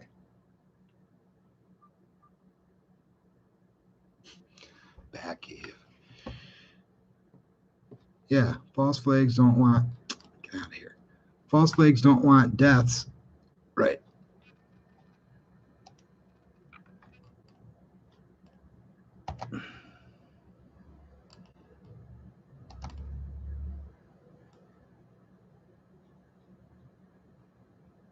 Oh, I didn't hear this one. Popular QAnon cult theory that Anthony Quinn Warner is code for American Q War. There we go. Nashville bombing suspect may have been killed in blast, sources say. At 7:04, time zone's one ahead of mine, so this was 5 minutes ago. Yeah, there you go. Man, if there was a textbook false flag MO, this shit's falling in line perfectly.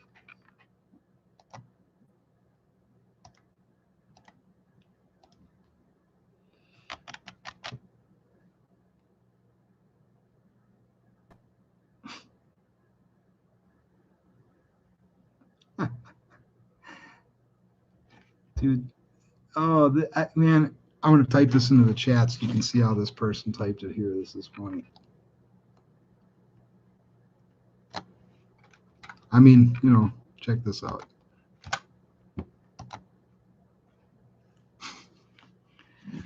An on-cue war.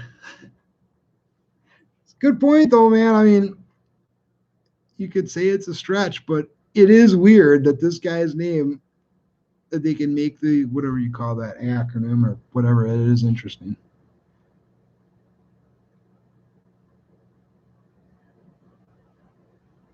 When did these people die in West Virginia?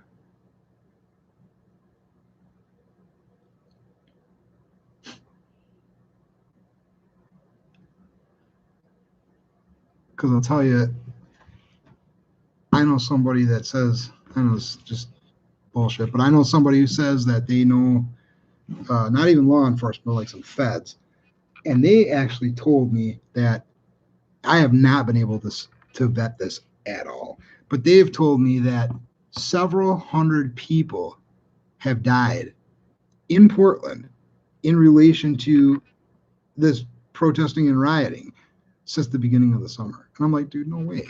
Like maybe there's one or two. I know there's like 4 in Seattle, but if that many people died in Portland, like he's like, no, you wouldn't have heard about it. He said it's completely hush hush. I'm like, well, what about all the people on the ground? He's like, no, there's somebody, there's a couple of serial killers there. This is what this person told me. I said, that's interesting information. I'd love to have any kind of substantiation of that.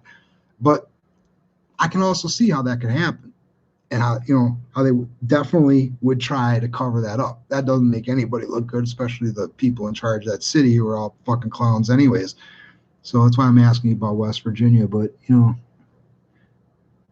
oh, 911 went dead. Oh, dude, I thought you said 900 died. I was like, what the fuck are you talking about? Yeah. So you're saying that from what happened in Nashville, it affected the 911 services as far east as West Virginia. Wow. I mean, last time I drove through there, I drove straight south into Georgia. And I don't like driving through Nashville because 24 is a fucking bitch. I do not like driving through mountains. So I went the other way through whatever, the top of the state and straight down. First time I went down and went through Nashville. I was like, oh, I want to see Nashville. But I'm just thinking in my head, that's hundreds and hundreds of miles east of there, isn't it?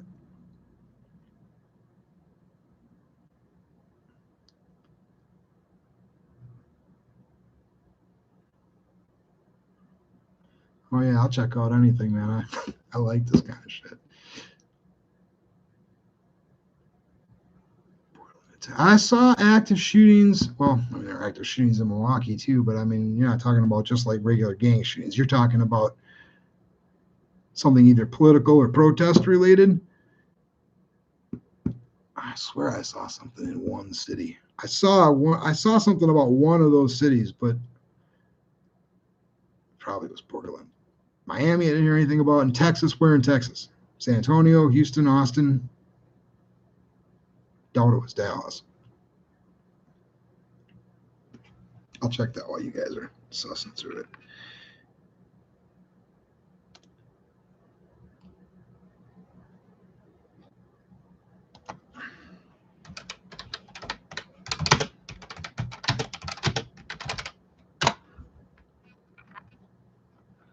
Hmm. 923 minutes ago. How long ago was that? Miami shooting injures 3 adults and a juvenile. That just sounds like the same kind of shooting that we have here almost every day. I've gotten 10 updates on my phone in the last day about shootings in Milwaukee. But they're all dumb, typical, crazy shit. Violent week in South Florida continues as 2 shootings reported on Christmas Day.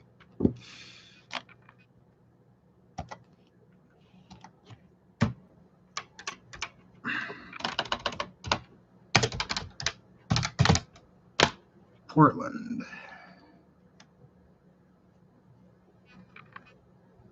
That's from December 12th.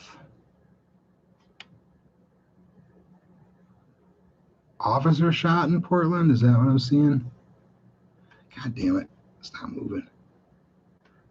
22nd. Oh, I just saw something's 25th. There it is.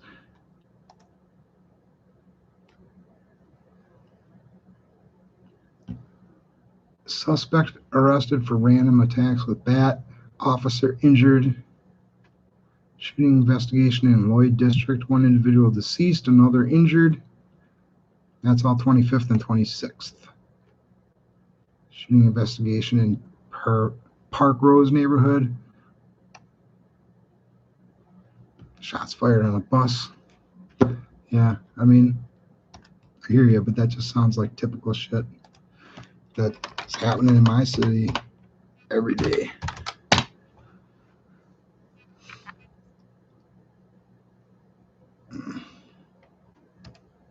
I'm gonna play this. I'm gonna play this audio from this other witness interview while we're typing some stuff here. I think it starts right here. Let me see.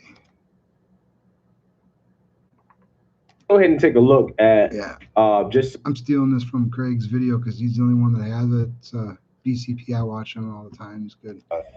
That surveillance video queued up again. This is right on 2nd Avenue, and this time we have backed it up prior to the explosion because it does catch the explosion, but you can hear the repeated recordings. And guys, I'm not sure if we have that. We all want to just be quiet and listen carefully to that recording, which police, like you said, Phil, confirming now was coming from the RV. Let's roll it. This area must be evacuated now. This area must be evacuated now. I just want to point this out again in case you didn't hear me say this before. So this is CNN and Anderson Cooper. And on this video, this bomb video, CNN has credited S MCG on YouTube for this video. How the fuck did they get a hold of it? This area must be evacuated now. If you can hear this message, evacuate now. If you can hear this message, I'm going to skip ahead here. See, Apple. I'd like to commentate what's going on. Hold on, let me get to the part where the lady talks. I was a little behind there.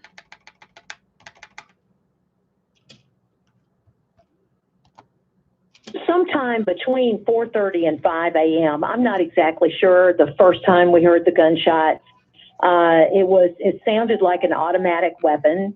It was very loud, and it woke me up. It woke us up, and you know, we didn't do anything to start with because you just wake up after you've heard that. Well, then we waited a few minutes, and it happened again, and so we called 911. The first time, just to be clear, the first time you heard it, how many shots did you hear in a row? I think it was, you know, I didn't really count them, but it was about probably 8 to 12. Okay. You know, it was bam, bam, bam, bam, bam, bam, bam, bam, bam, like that. And it was very loud. And then do you have a sense of how much time between the second time? How much time elapsed between the first burst and the second time you heard it?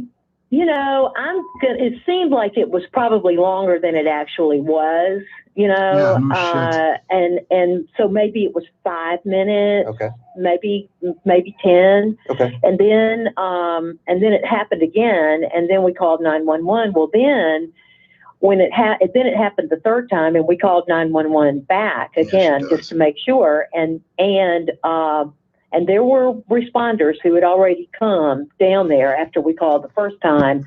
And we looked out the window, and there was this white RV that was parked just across the street. And so it started playing this message, evacuate now.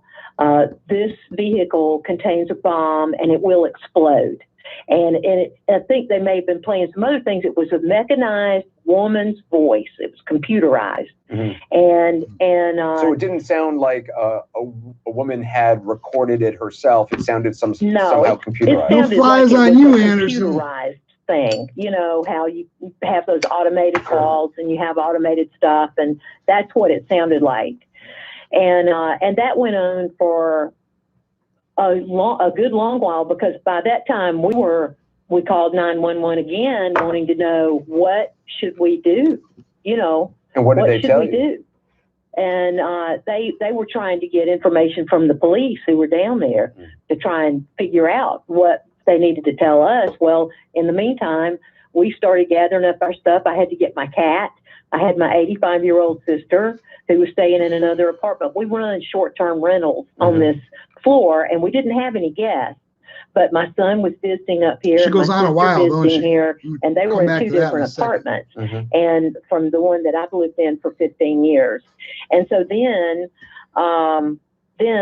they started the countdown. And do you know? Sorry to interrupt. Evacuate now. Do you know what time the countdown started roughly? I think the countdown probably started sometime around 10 till 6. Okay. Or 5 till 6, something like that, because we at 11, when there was still 11 minutes left, we got on the elevator and went downstairs, and by the time we got to our garage where our car was parked on First Avenue, the last One second, real quick. You really want to fucking warn people because you don't want them to be hurt. You call the police and you say, there's a fucking bomb on 2nd and Commerce. And then their protocol is, no matter how fucking goofy or stupid it is, they go there and evacuate. So you really want them to do that? That's how you do it. Just saying. Thing we heard was there were 8 minutes left to evacuate. And so but it's not as theatrical as this. Minute by minute? Yes, it was counting down. It was saying you have 15 minutes to evacuate. And then, and it would say that over and over. And then you have 14 minutes to evacuate. So during that. Sorry to interrupt, but just to be clear. So when it would say you have 15 minutes to evacuate, it would say that over and over the course of a minute, and then it would say you have 14 minutes, and it would say that over and over? Yeah. Yeah, Anderson, because that's exactly what she said. That must be terrifying. All the way down. And I didn't hear it anymore after 8 minutes because we were in the car. Good job of pulling what they're saying. It was absolutely terrifying. And I mean, I told my family yesterday, I said, I think I'm just going to spend all day Christmas in my pajamas. But, I didn't mean that I wasn't going to have anything else to put on, because we walked out of there with our pajamas and our cat. This is not how you expected to spend the day in your pajamas. You're expecting a more relaxing day. Right. And we had all of our Christmas stuff set up, and in fact, our Christmas tree and everything is in the apartment that overlooks the river. It's a larger apartment that overlooks the Cumberland River, and so we went back around there after the explosion because we left. What happened was that I'm sorry I didn't finish this. The countdown started. No, tell me your story. What did you We got in our car and we left and went across the river to Nissan Stadium and parked there for several minutes. And after we knew that the time had passed where the bomb was going to go off, the 15 minutes had passed, we went, well, that must have just been somebody's sick idea of a joke. And we got back on Korean Veterans Boulevard and turned down 2nd Avenue, heading north to come back down there, because we were thinking, we'll just go home. And of course, then the bomb exploded while we were on our way back down there. And we saw that thing, the fireball went all the way up past the AT&T, above the AT&T building. Everything everything shook. It was quite the blast. Well, I pulled up at 2nd Avenue and Broadway and watched that. Well, all these emergency vehicles, fire trucks, everything's coming down this way. So I turned right onto Broadway and then turned left right onto First Avenue. And of course, First Avenue was completely littered with broken glass and All right, so I think we probably have enough testimony for you. So what you're saying is that lady went on even longer. And I said this before. Think about that, dude. When does the media just let you blather the fuck on like that? Minimal amount of prompts from Anderson, a little bit of redirection. Usually they redirect you like hell to get you to a point quickly. Minimal amount of that. And they're just like a couple of ladies talking about sewing and shit and their grandkids. I mean, just on and on and on. Especially on a national network. When do you get to just go on like that? And that second lady, too, it was the same thing. Talking and talking, just 2.5 minutes uninterrupted. Same with that first witness, that the ginger dude with the face mask on. Talking and talking and calm. Remembering details, telling the story. It's odd.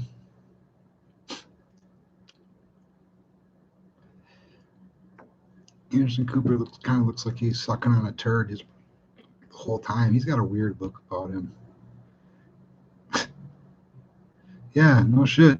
CIA crisis act, right? Feels like it, don't it?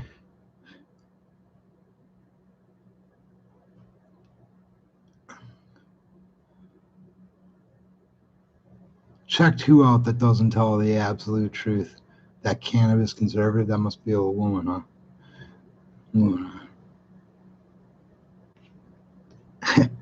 Well, I just played it because there's nothing else. It's like I said, that dude that had the legitimate I was there testimony. I mean, let me just for fun here. Hold on a second. Let me find.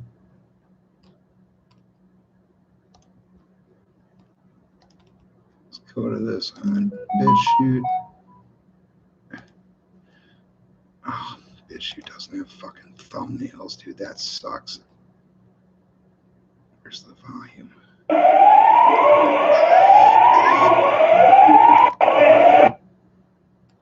it is.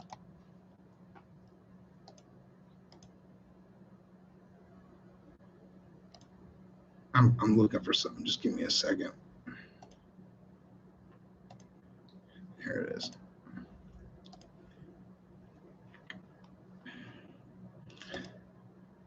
This is the guy, easy to track down, who had the shirt on Christmas morning that nobody has interviewed yet. Just want you to listen to the tone and vocal inflection. This is really fast. Just 1 second. I should have queued it up on YouTube. It's actually easier to find. I should have just went to my fucking video. Hello, everyone. I just wanted to do a very quick video to. Before, when he was actually in the explosion, his voice is consistent with how it was before. But all three of these other people, like that lady we just listened to, just don't sound like somebody who had a supposedly traumatic experience, or none of them sound like they're flat.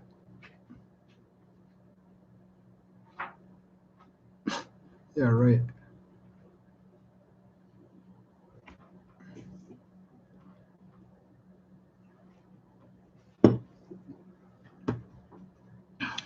Thought what was local news? That dude we just listened to was a streamer. One before that we listened to, that was CNN. The other two interviews I heard were local mainstream media affiliates.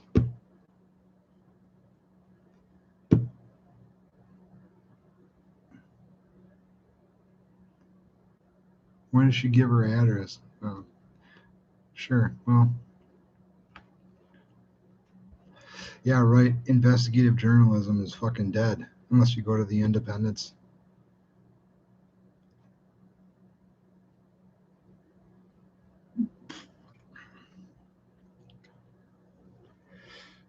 Yep. I'm going to check one more time for some interesting shit on this. Is there anything new?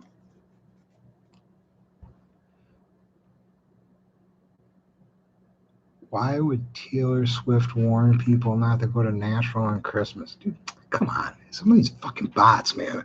I swear, I don't know that much about the level of code and programming with these Twitter bots, but man, every one of these, well, that person's actually got a lot of followers, but these bots do that have like 10 followers or 2 followers that joined like a month ago. Some of the shit they say is just inane.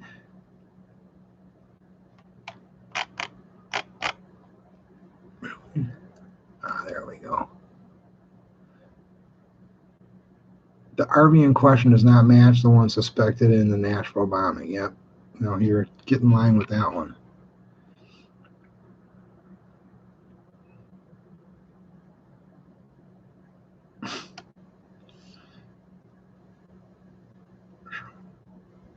This guy here, another person.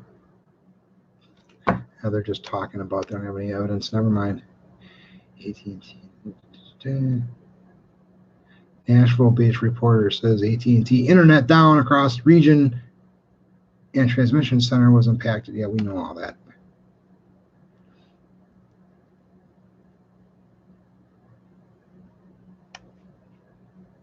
"63-year-old white man." You know, this Anthony Quinn Warner or a non-Q war.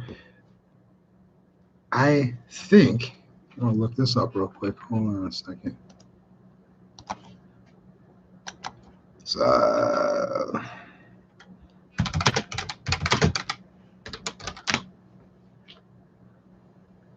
Las Vegas shooter was 64. That's what I was checking. 63. Suppose if I was 63 and in real bad shape, didn't have a family, suppose.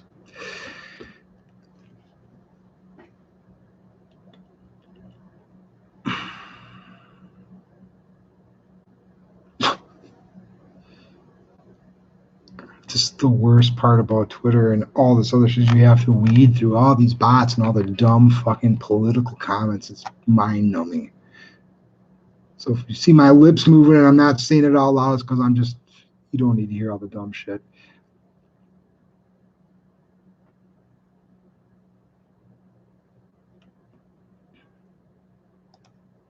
Okay. This just posted, this Richie McGinnis, of course. FBI searching Nashville home in connection with Christmas morning blast. So unless he's an idiot and he's calling Antioch Nashville, this is a different person. Let's see. How long ago did he post this? Well, nope. He is. Fucking A. That's not Richie. It's somebody else from the caller. Yep. No. How'd that pop up 5 seconds ago?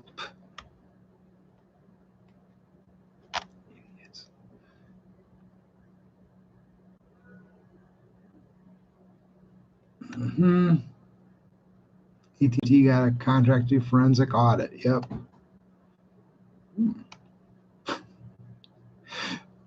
Somebody's watching this later, and you'll hear that. You'll see what I was looking at. All right. Oh, political bullshit. Political bullshit. God damn. Sometimes. Well, that's interesting. AT&T tweeted. Let me see when they made this tweet. Whether it's today, tomorrow, or sometime this holiday season, we're encouraging you to hashtag take the day offline. Here's some fun ideas to do just that, and we can't wait to see yours. Share how you spent the day with this hashtag. So AT&T was running this as an ad on December 17th. Probably coincidence. Yeah. Oh, here we go about the airspace. But I don't think that shutting the airspace down is a weird development. I think that makes sense in an investigation like this. I understand why you guys are saying it. I'm just saying it doesn't.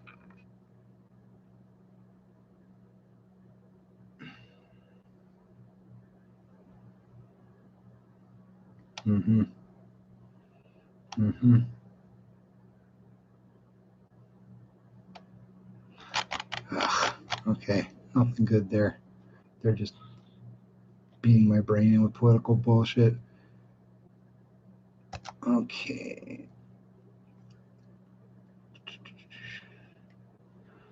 4:50 p.m. So that was just 3 hours ago. AT&T puts out a long article about what they're doing to fix and improve their 911 network. Who cares? All right, that's boring. Fuck that. What else we got in the comments? Something good, I hope. It's too bad that lady who had all this time to talk, whose place was right across from where the RV was parked, didn't take a single fucking picture or video. I mean, she had time to poke her head out there after shots were fired. She called 911 more than once. You think at some point, if she was that suspicious, she stuck a camera out there, right?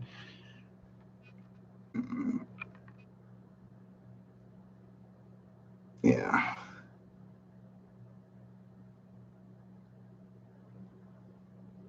Did somebody just switch their user account? I mean, it's cool if you did, but I'm just asking, did you post something under your one account and then go, fuck, I don't want to post this from that account and switch? Because that's what it looks like. I'm just teasing you. All right. Yeah. Well, as far as those speakers go, though, if you watch that bomb video, I had it on my channel. It's the one that came from that really odd YouTube channel with no other activity. If you watched it after the blast went off, it sounded like there were still gunshots. So if the gunshots were recorded, the PA and the shots, unless they're coming from different speakers, let's do it that way. The PA is blasting this warning. It's attached to this RV. There's another set of speakers somewhere around there, louder than the average available Bluetooth, unless you buy something really expensive, right? Another speaker somewhere around there blasting these gunshots. But I think it had to be recorded, right? And they didn't shut it off after the blast right away, didn't remember to, didn't think it would be picked up on the audio from that camera that never clips or goes out. Yeah, it is an excuse to blame Patriots. It's definitely, oh, Michelle Obama's here. That's nice. That's definitely what it seems like. Or it's a scare tactic to stop people from going to DC on the 6th.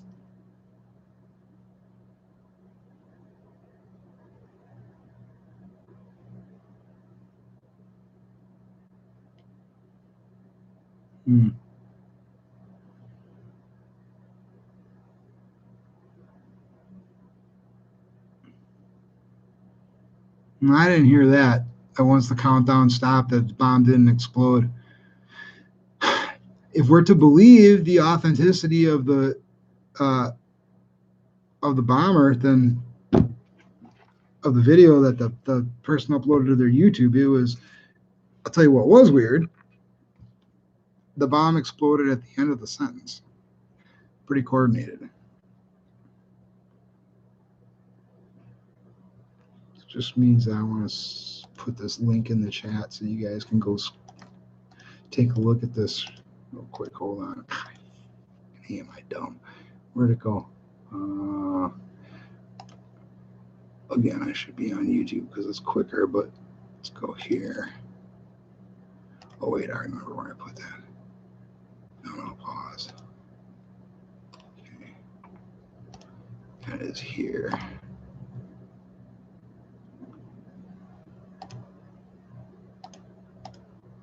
God, these people are going to be seeing all my stupid ass tabs later on.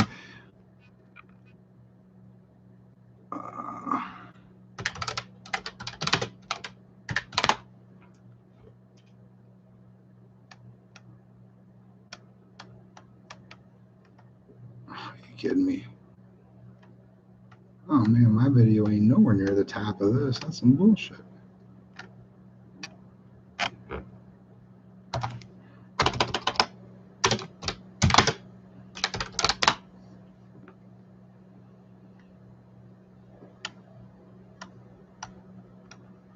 Get the fuck out of here. Oh, you guys are killing me.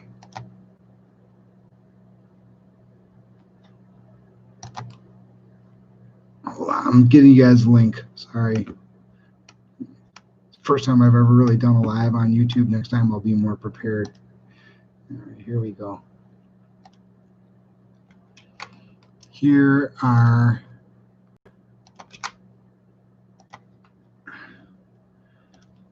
one, and then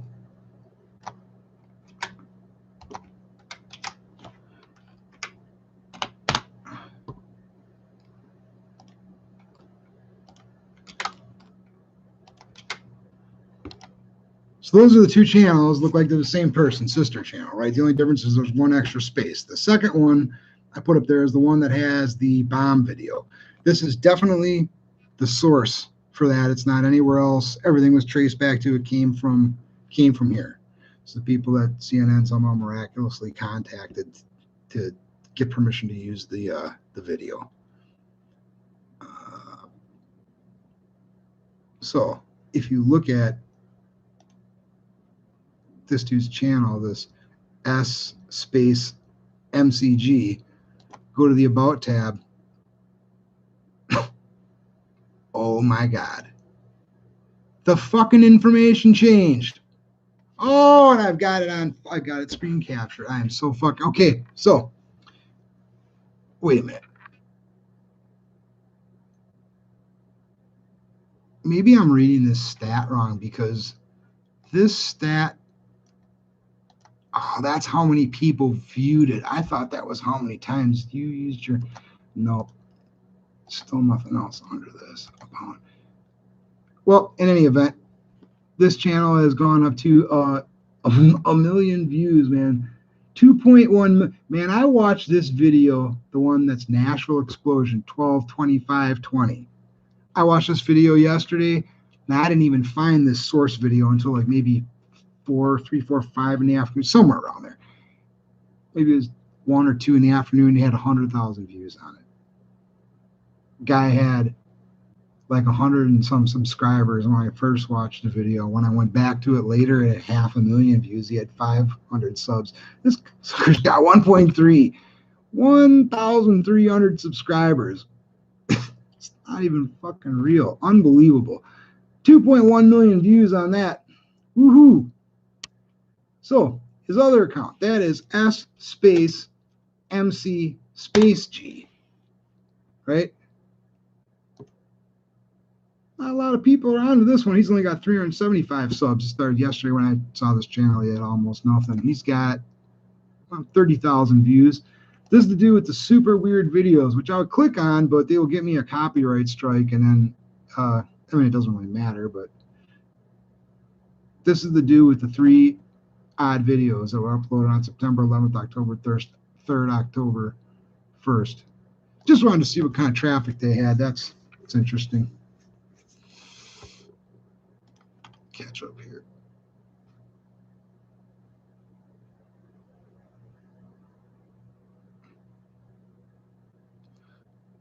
Well, gunshots were a way to get everybody's attention, so they would hear the silly ass recording, which all could have been handled very simply by placing a call to the fucking police station and saying there's a bomb. And then everybody, you know why? But you know what? Now I think I just sussed this out. You want to make sure nobody dies, right? Because you're actually attacking information. And as an added bonus, instilling fear into the American people, especially potentially the patriots, who might not be as afraid to go outside, risking COVID, going to DC, right? You want to do that, and you want to make sure nobody dies, so you make this level, well, why not just call the police station and say there's a bomb on 2nd Commerce? I think I figured it out. It's the same thing I was trying to figure out before, is why was there no bomb squad there? Now, they got these calls to go there for shots fired at 4:30 in the morning, 5 in the morning, 5:30. So in between there, they got several calls from at least a couple people that we know about, right? They went there, and even though the one copter in the briefing had made mention of they saw the RV, so this is what another thing that doesn't make sense is the police in the first press thing I heard early yesterday morning, the police didn't say anything about that RV broadcasting any message more than a couple minutes before it happened. Later then, the FBI or ATF guy, whoever the fuck it was that was talking, that guy said, oh yeah, this was playing for quite a while. Well, my question was, well, where's the bomb squad, right? Because there's supposed to be a bomb, there's a bomb squad. And if it's really volatile, really dangerous, then what their protocol is to, if, as long as they have the technology, which I'm assuming they got they send in a drone, right? They don't have a bomb robot, they at least send in a drone. But there was no scrutiny, there was no special attention paid to the RV. They were just trying to get the people out of there. They did block the street off, so they knew it was there. But from my understanding of what they do when somebody, when they're alerted to a possible explosive like that, they didn't do it exactly in that order. And I wonder if it's because of the way that this person alerted them. If he'd have called and just called in a central threat, like, hey, there's a bomb, then the first thing would have been quarter off the area, evacuate everybody, send in the bomb squad. I'm just wondering if that's why that happened that way. I think that makes sense. That explains why he didn't just call the police or the news, too. That'd actually be somebody wants to buy a little time, would call a local news channel and tell them, move the ball, move, like that, right? So then the news doesn't know what to do. Their responsibility is to call the police. By the time they alert the police, they want to put it on the air right away, whatever. Yeah. They thought it was a hoax because the countdown ended and nothing blew. That's not what I heard, lady. I mean, I'm not saying you're wrong, but when I was making all these videos yesterday, I probably read 10,000 comments. So much Twitter. YouTube. Like, I read both of both of his channels. I read every comment under that video. Today, that'd probably be impossible. There's so many, but I mean, there were thousands of comments yesterday. I read through everything. I read through Twitter, feed after feed after feed, trying to find local people with real information or anything that didn't. Not once did I hear the countdown ended and nothing blew up. I definitely heard a difference in the amount of time for the duration of the countdown, but I'd never heard that happened. And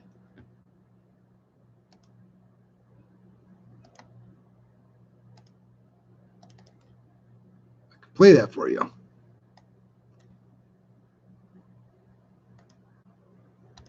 This area must be evacuated now. All buildings in this area must be evacuated now. All buildings in this area must be evacuated now. If you can hear this message, evacuate now. If you can hear this message, evacuate now. So it sounds like that happened at the end of the sentence. It doesn't sound like that happened and it stopped. So if you're right, then that means the person that uploaded this also edited the video. So they cut out, because this goes to something I said yesterday, so they cut out the time between when the recording ended and when this blast happened. They set it up seamlessly, because I certainly wouldn't have caught that, right? I'm not saying it did happen, but if it did, I certainly wouldn't have caught that from looking at it. It didn't look like the video clip. It looked like that was when the blast happened. And if they have that kind of editing capability, like, this isn't the first time they've ever uploaded a video, then why not patch in starting at midnight and put between midnight and, the time that message starts on 32 or 64 times speed or something, just so you can watch, and stop it when the vehicle pulls up, or at the time we know it was supposed to be like around 1:30. So for that 5-minute segment, put it back to normal speed. So no matter which direction they came from, if there's anything, a shadow, anything we could see, right? If they have that kind of editing capability, then why not put the video up like that? That's suspect, man.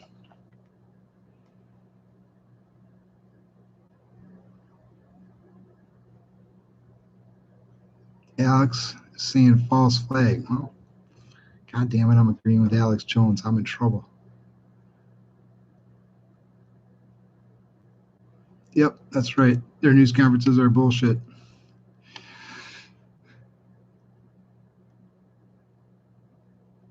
That's a live webcam. Well, if that's true, then there was no break.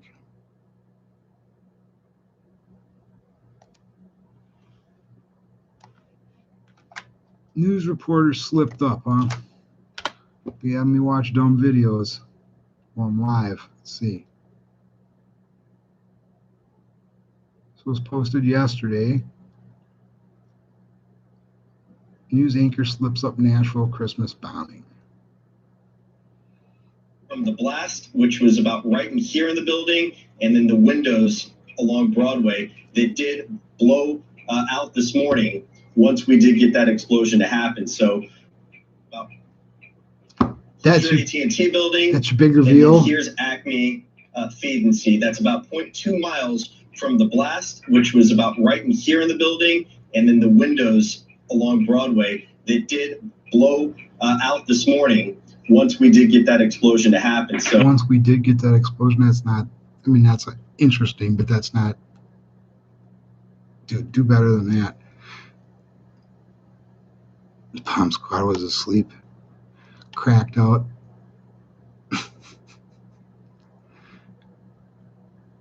Well, the only gunshots that I got are the gunshots that happened after the bomb went off. It's just a lot of loud fucking noise, and instead of playing that 45, no, actually it's like a minute and 20. Instead of playing that loud minute and 20 seconds, just go to my channel later. It's the video with the same name. That was in video number 2 at the end. And in the description, I actually time marked where I heard them, so you can go right to where I thought I heard them.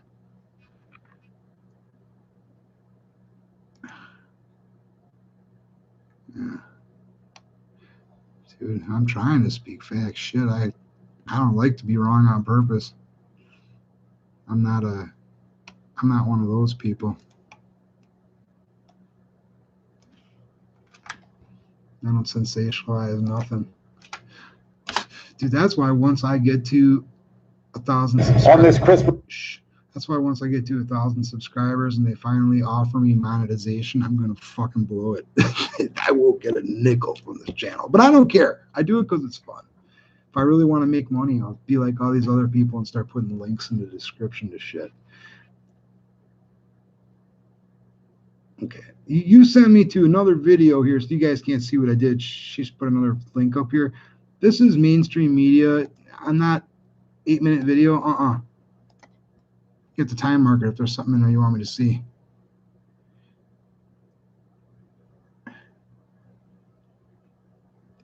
I don't know what you think you're showing me, but I got good source videos for all this shit. Everything the mainstream media had, they pulled from the same places that I was getting it from. They just added a shit ton of annoying and deceptive narration, so I don't need that.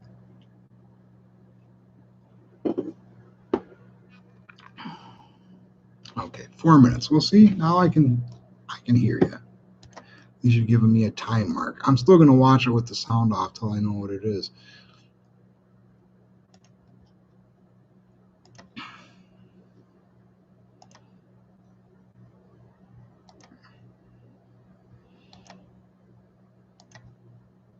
All right, I guess take a chance here. And so we started driving back. We came back across KVB Bridge, and we're going to. Yeah, this is the second interview lady. Okay, so if you don't know, I did 3 videos on this yesterday. I had her witness statement in the second video that I did, so I heard that already. She's the one that said, oh, I think it was a guy's voice, but now hearing what you did, I think maybe it was a woman. That's what I call good acting. Because the other 2 made no factual mistakes. The ginger guy and the third lady, the one we heard just a little while, they made no factual mistakes. They were certain of everything they said. Especially the one that sounded like her and Anderson Cooper had a tea beforehand and discussed all the details first. That lady there was, well, you know, I think it was, no, maybe it was this time. Like, she changed a couple things like she was thinking about. She sounded a lot more genuine, better actor. That's what I think. I did hear that. Just saying. I mean, that's good, a good interview to watch, but I already got that pinned in another video, and I'm trying not to go backwards. I'm trying to bring out something new. You know, I got this many people watching, not a ton, but a couple people watching here, and obviously a few people that have similar ideas to the thought process I'm going, and sure, a lot of you are better with research or tech shit than I am, so I wanted to try to put together something that we're not getting on the MSM, you know, something different. We could try to get some real information. but mainstream media ain't going to give us anything. So outside of social media, first-hand accounts from people that live there, and that's what I've been going through. Like I said, going through comment thread after comment thread, trying to find anything, and then vetting every comment by going to the person's account who said something that I thought was interesting, and making sure they're not a bot, making sure that they're not a super political partisan one way or the other, because I'm trying to get actual information. Because if this is psyops, like it seems, false flag, then that's all they're going to do is be full of disinformation, and I don't need that. I mean, I talk about this for 5 minutes if the information's good, and that'll be it. I'll talk about it for 15 hours straight if it's all good and new information, if it's pertinent. So this is the Avenue or First Avenue. This was the first. We're in the middle of the building. Guy. So I was perplexed, but thought, maybe it was somebody slamming doors or something. I thought but then about 10 those gunshots, I thought maybe it was somebody slamming doors or something. minutes later, there was a whole nother round of guns fire, this time more gunfire and louder. And we got scared and got up out of bed and barricaded our door to our apartment. And then about 15 minutes later, again, there was a whole nother round of gunshots. Right. This is what I said. This clip is 1:48. Somebody put it on Twitter. I didn't see the source for this, but the other two got it down to the source, to the mainstream. So this guy's 1:48. The other one was like 2 minutes, 10 seconds. And the last one we heard was like, that lady went on for like, what, 4 minutes? When does that happen? Like this guy here is on the street. That's the in your face. They stick the camera and the mic in your face. They say something, and they decide later whether they're going to cut it or use all of it, or they just let this dude go on and on and on. And think about what he's saying. A round of gunfire. One lady says sound like an automatic weapon, whatever. Bam, bam, bam. Walk around, walk around. Bam, bam, bam. Walk around, walk around. How does that work? Listeners won't let you do that. I'm going to find the official name of that. Just a second.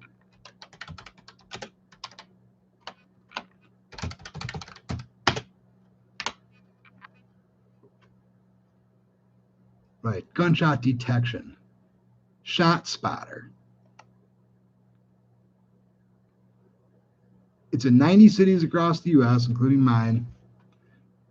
This is technology that the police department has, so when gunshots go off, they can tell the caliber and the quadrant of the city.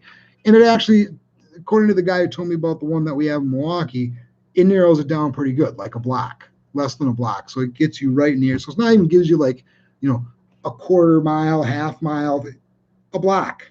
That's pretty good. So if they're looking for somebody who's shooting, now here's this fucking guy, here's this guy in Nashville. Bam, bam, bam, walks around for a while, undisclosed amount of minutes later, boom, boom, boom, boom, boom, boom, boom, right? Whichever, firing, walking around. No way. No way. Not caught. Not, don't go downtown because there might be an active shooter. Just don't come downtown because we don't want you to walk into our crime scene. No way.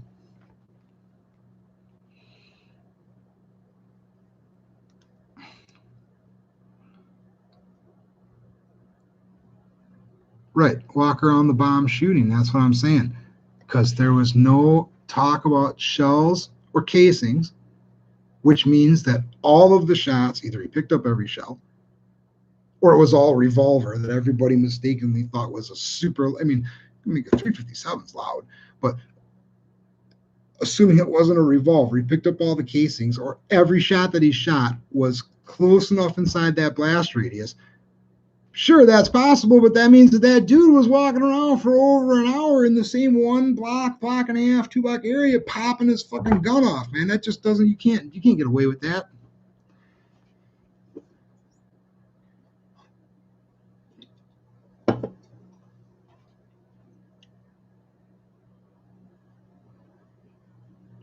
I'm sorry, I gotta read this again. Your sentence screwed me up. I type terrible, so just,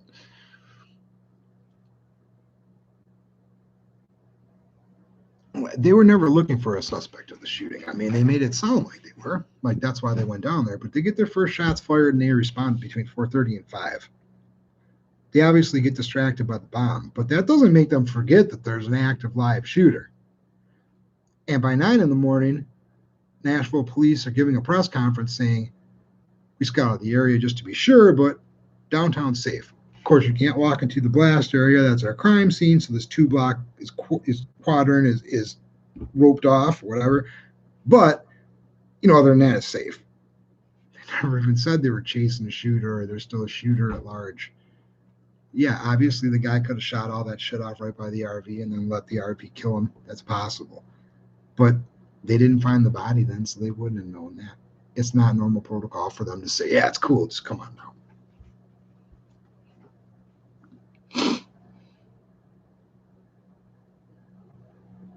No, it don't make no sense. Yeah, I agree. Yeah, it's exactly. It was right. I was just catching everybody else up. I'm gonna call you VG. I like that. Better than VD. That's right. It was just to secure your. It's like when someone slaps you in the face, bam, to secure your attention. That's what it was for, of course. No, nobody's gonna give you that kind of warning, especially not a right-wing militant.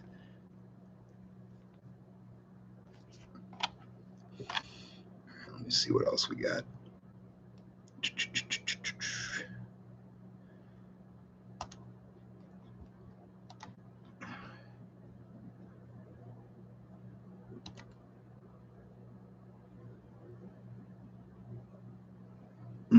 Yeah, they've gotten to the point where they're putting these police officer hero posts up. Not dissing them, just saying that's where they're at with the story.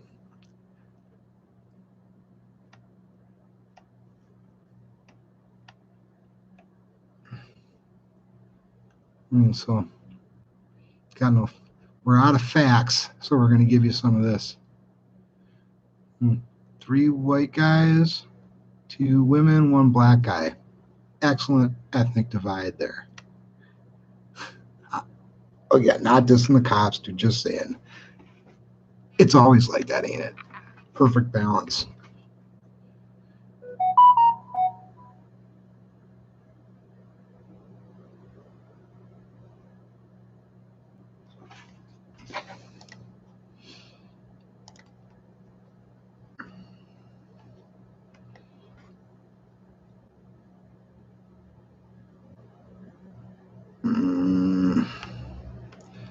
Yep. No one has any pertinent updated information about this person. And no one's actually even saying they suspect he's dead, except for people just talking on Twitter. But media hasn't, like the actual media hasn't said that, and there's been no press conference release about that. So I guess they're going through his stuff right now. Going through his house, finding his porn. Oh, how brutal would that be? Oh, now a number of individuals. Okay, let's see what you got here. FBI looking at a number of individuals in Nashville explosion. Today. Yeah. Long press conference.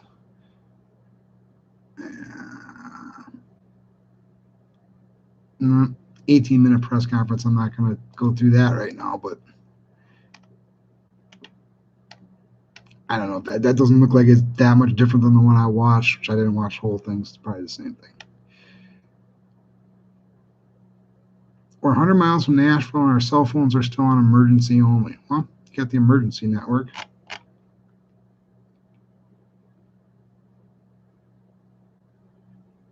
Oh, what's this? Hello.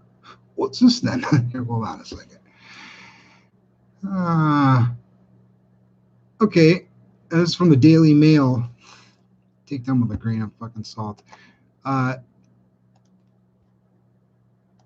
They do break a lot of stuff first, and they do publish a lot of stuff that the U.S. papers won't publish, but they're also very political.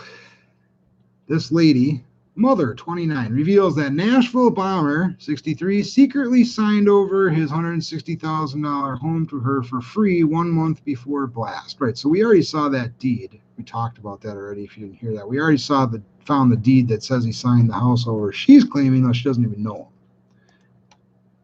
So, and she lives in fucking Los Angeles. It's not known whether she'd even met him or whether she has any family links. So how did he pick a 29? See, now that just makes that shit stupid. So this guy had planned ahead of time to do this and was so altruistic that he decided he was going to give his house away, but couldn't find anybody in Nashville that needed it. See, this is why I don't read the Daily Mail. All right. It looked like they had posted a. Oops, hold on. It looked like they had posted a picture of what they thought he looked like, because you can't find him on a basic image search. I didn't find anything. And it looked like that article had a link to an extremely blurry picture of him, but no, that was a relic I was chasing.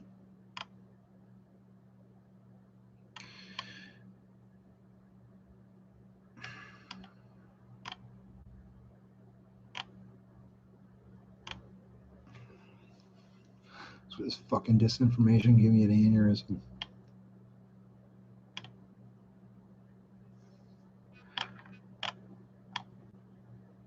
Nashville skies declared national defense airspace, deadly force authorized against aircraft entering into no-fly zone. But let's be realistic about that. When would an unauthorized airplane, when would that happen? I mean, it wouldn't be a commercial liner because they'd be rerouted. So unless somebody's flying one of their own small planes, which ATC would tell them, right, stay clear of this quadrant. Absolutely. I mean, cool that they're guarding the airspace, but no reason that anybody would fly there. As conspiracy-minded as I am about a lot of stuff, there's not, I wouldn't believe for a moment that a foreign power has the ability to get an actual fighter plane in our airspace. That's not going to happen. So, I mean, I get it why they're doing it, but who's going to go in there is all I'm saying. Nobody. What is this? Something else about the house here. Hold on. I gave the house away for $0, which obviously means the guy's an idiot too, because you can't give a house away for $0. I mean, quick tax lesson. It's got to be at least $1. You give the house away for $0, and now that single mother has to pay the taxes on it. If it's assessed at $160,000, she's got to pay whatever the property tax rate is. Would have been a lot smarter to sell it to her for $1. Lie and say you sold it for $1. You don't really need the receipt of sale when nobody's contesting it. I mean, just you want to do a good deed, that would make a lot more sense. Maybe they put that story out before they thought that through, huh? Okay, nothing else there.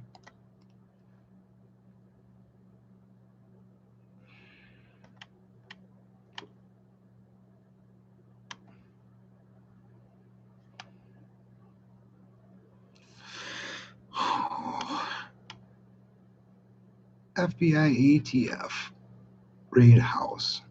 Okay. Everybody else has already shown one of these articles. We got some juice on this, or are you just reiterating? And the media wonders why they have a hard time surviving. Get better information out of PG or fucking Julio than you guys.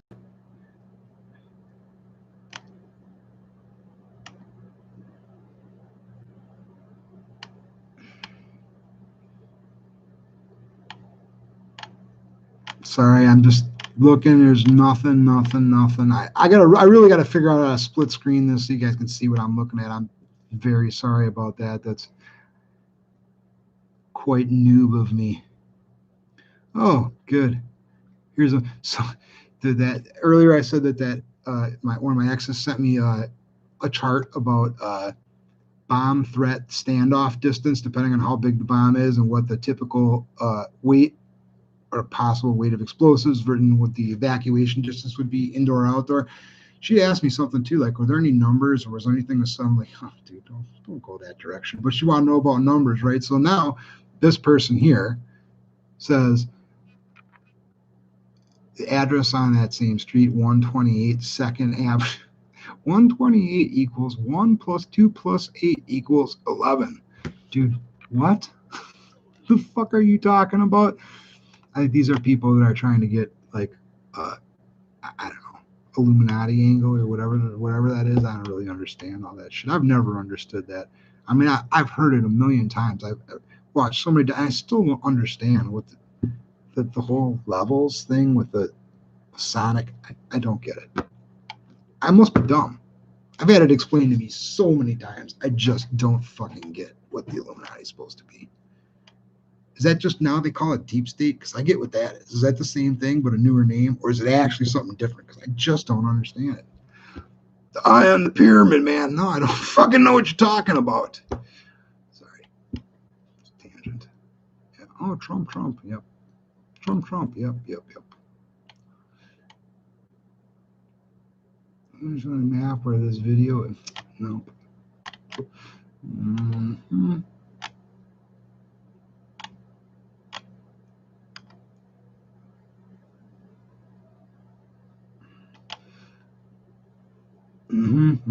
Yep. Service still out. Yep. Another anti-Trump. Another, this guy committed suicide. How sad. I think everyone deserves 2,000 in Nashville after this bullshit. Thanks for your fucking input, darling. Lord, sorry. Yep. I'm gonna go back to comments. This shit's boring me to death.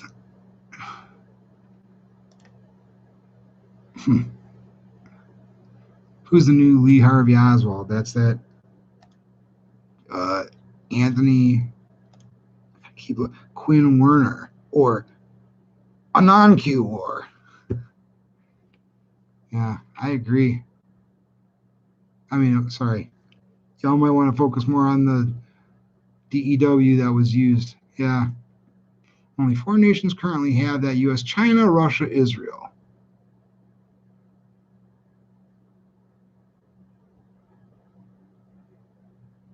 If the bomb damaged ATC, how would there be an air traffic control system near there? Are you saying that it goes through that server?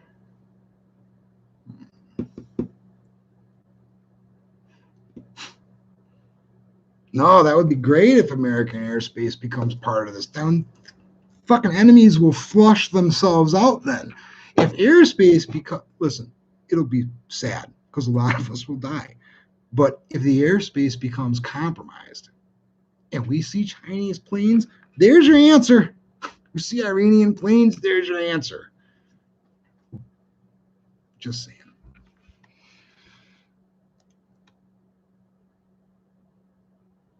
Yeah, dude, I'd love to see them fucking Chinese paratroop in.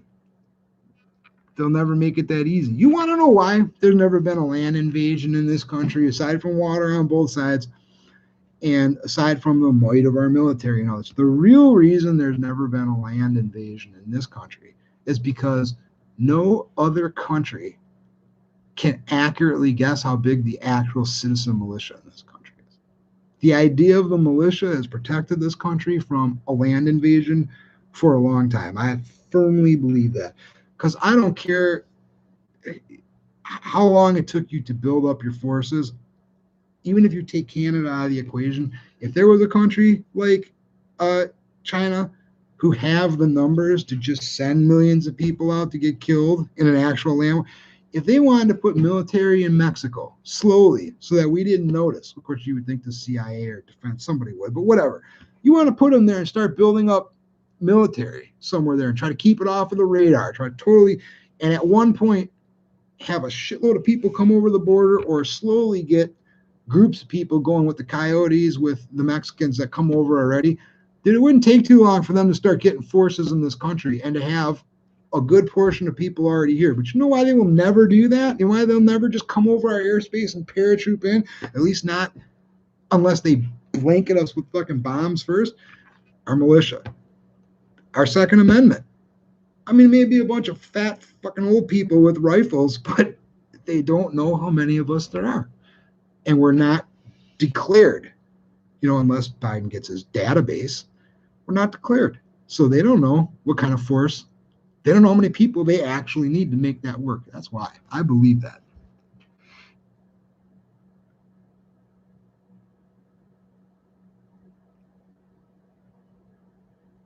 Yep, within is for sure. I know that's the problem. AI weaponry. Soldiers are obsolete. That's the problem. That's why I said I wish something like this would happen. Be just a little more dramatic and flush out the enemy so you actually can make it something that an average person can do something about. Because when this is all tech or information or, these crazy weapons or government maneuvers, what the hell can the average person do to stand up for their country in that scenario? Damn little. Especially if our votes don't mean shit. There are no guns in West Virginia, so now you're a comedian, right? I assume you're being funny, because West Virginia has some of the best gun laws in the country.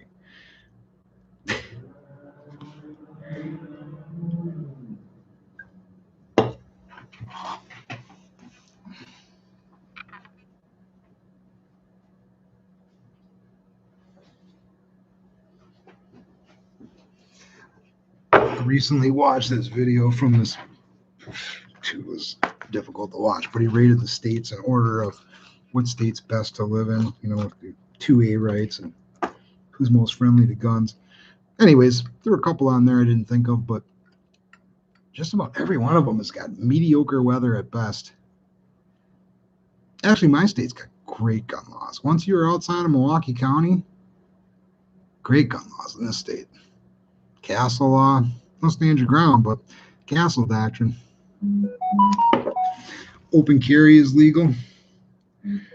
Thanks to our last governor, we've got concealed carry available. It's pretty nice. Of course, if you dare defend yourself in our country, in our city, you go to jail. Doesn't matter how aggressive the other side was, but you definitely legally carry it. Oh,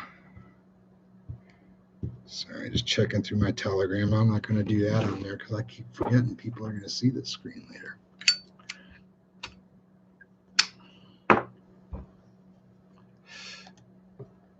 All right, what else we got? Yeah. I love under the hashtag Nashville how half of it is Trump, Trump. These fucking people, man, Trump derangement syndrome should go in the next DSM. I mean, if it's okay to say that body dysmorphia no longer exists and that shit's normal to think that, they could put Trump derangement syndrome in there.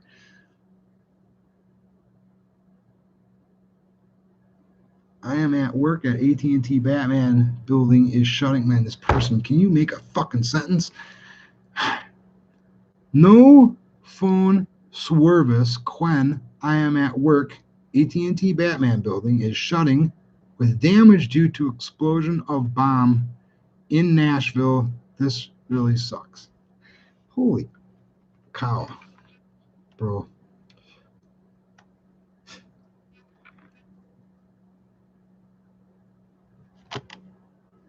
I got this on latest, so that's like a recent tweet. I thought that was going to get better. I apologize.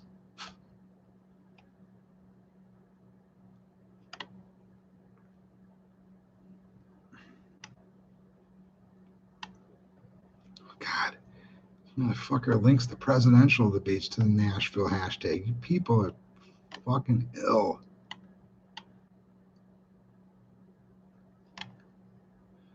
Just want to give a big round of applause to the mainstream / legacy media for their excellent job of reiterating shit that people have already said a day or more ago. Good job, guys.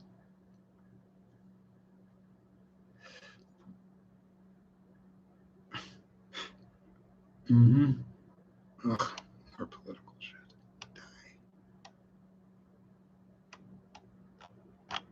Yeah, nothing good, just people running their mouth. Let's take a look at the Anthony Quinn Warner. Same results. This is probably my fault for using Google. Maybe not. Let's see what that does as a hashtag, huh?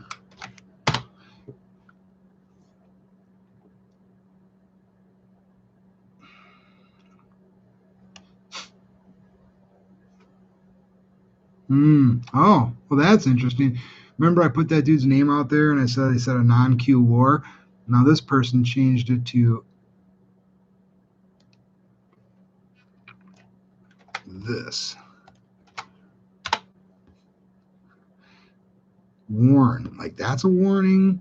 Warning to, warning from. I'm not sure where they're going with that, but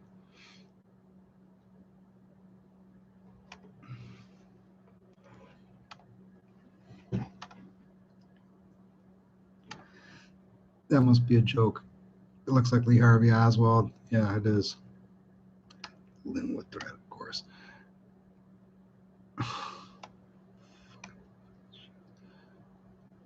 You know, though, seriously, I mean, off the topic or anecdotal, but dude, when it comes down to something like this, if you're gonna pick a person's name, if you're gonna have a person, you can't just be a person with a name that can't be so easily turned into a conspiracy. I mean, just once, there's some information that's just not able to be whacked up into something more. No, of course not. All right, well.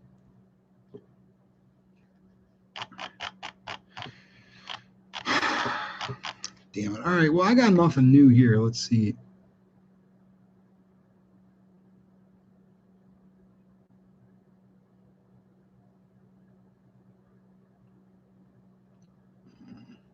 Yeah, I didn't see a crater either. I got nothing new here, so I think I'm gonna end this because I actually like doing this live. Went on a little longer than I thought, but I want to do this again. But I don't want to lose the whole audience. Everybody thinks I'm just doing this to drag it out as long as possible. So thank you, everybody. And if I get something cool that actually will stay topically relevant, I'll do it live again instead of just uploading my hackneyed videos. So, all right, thanks. See you.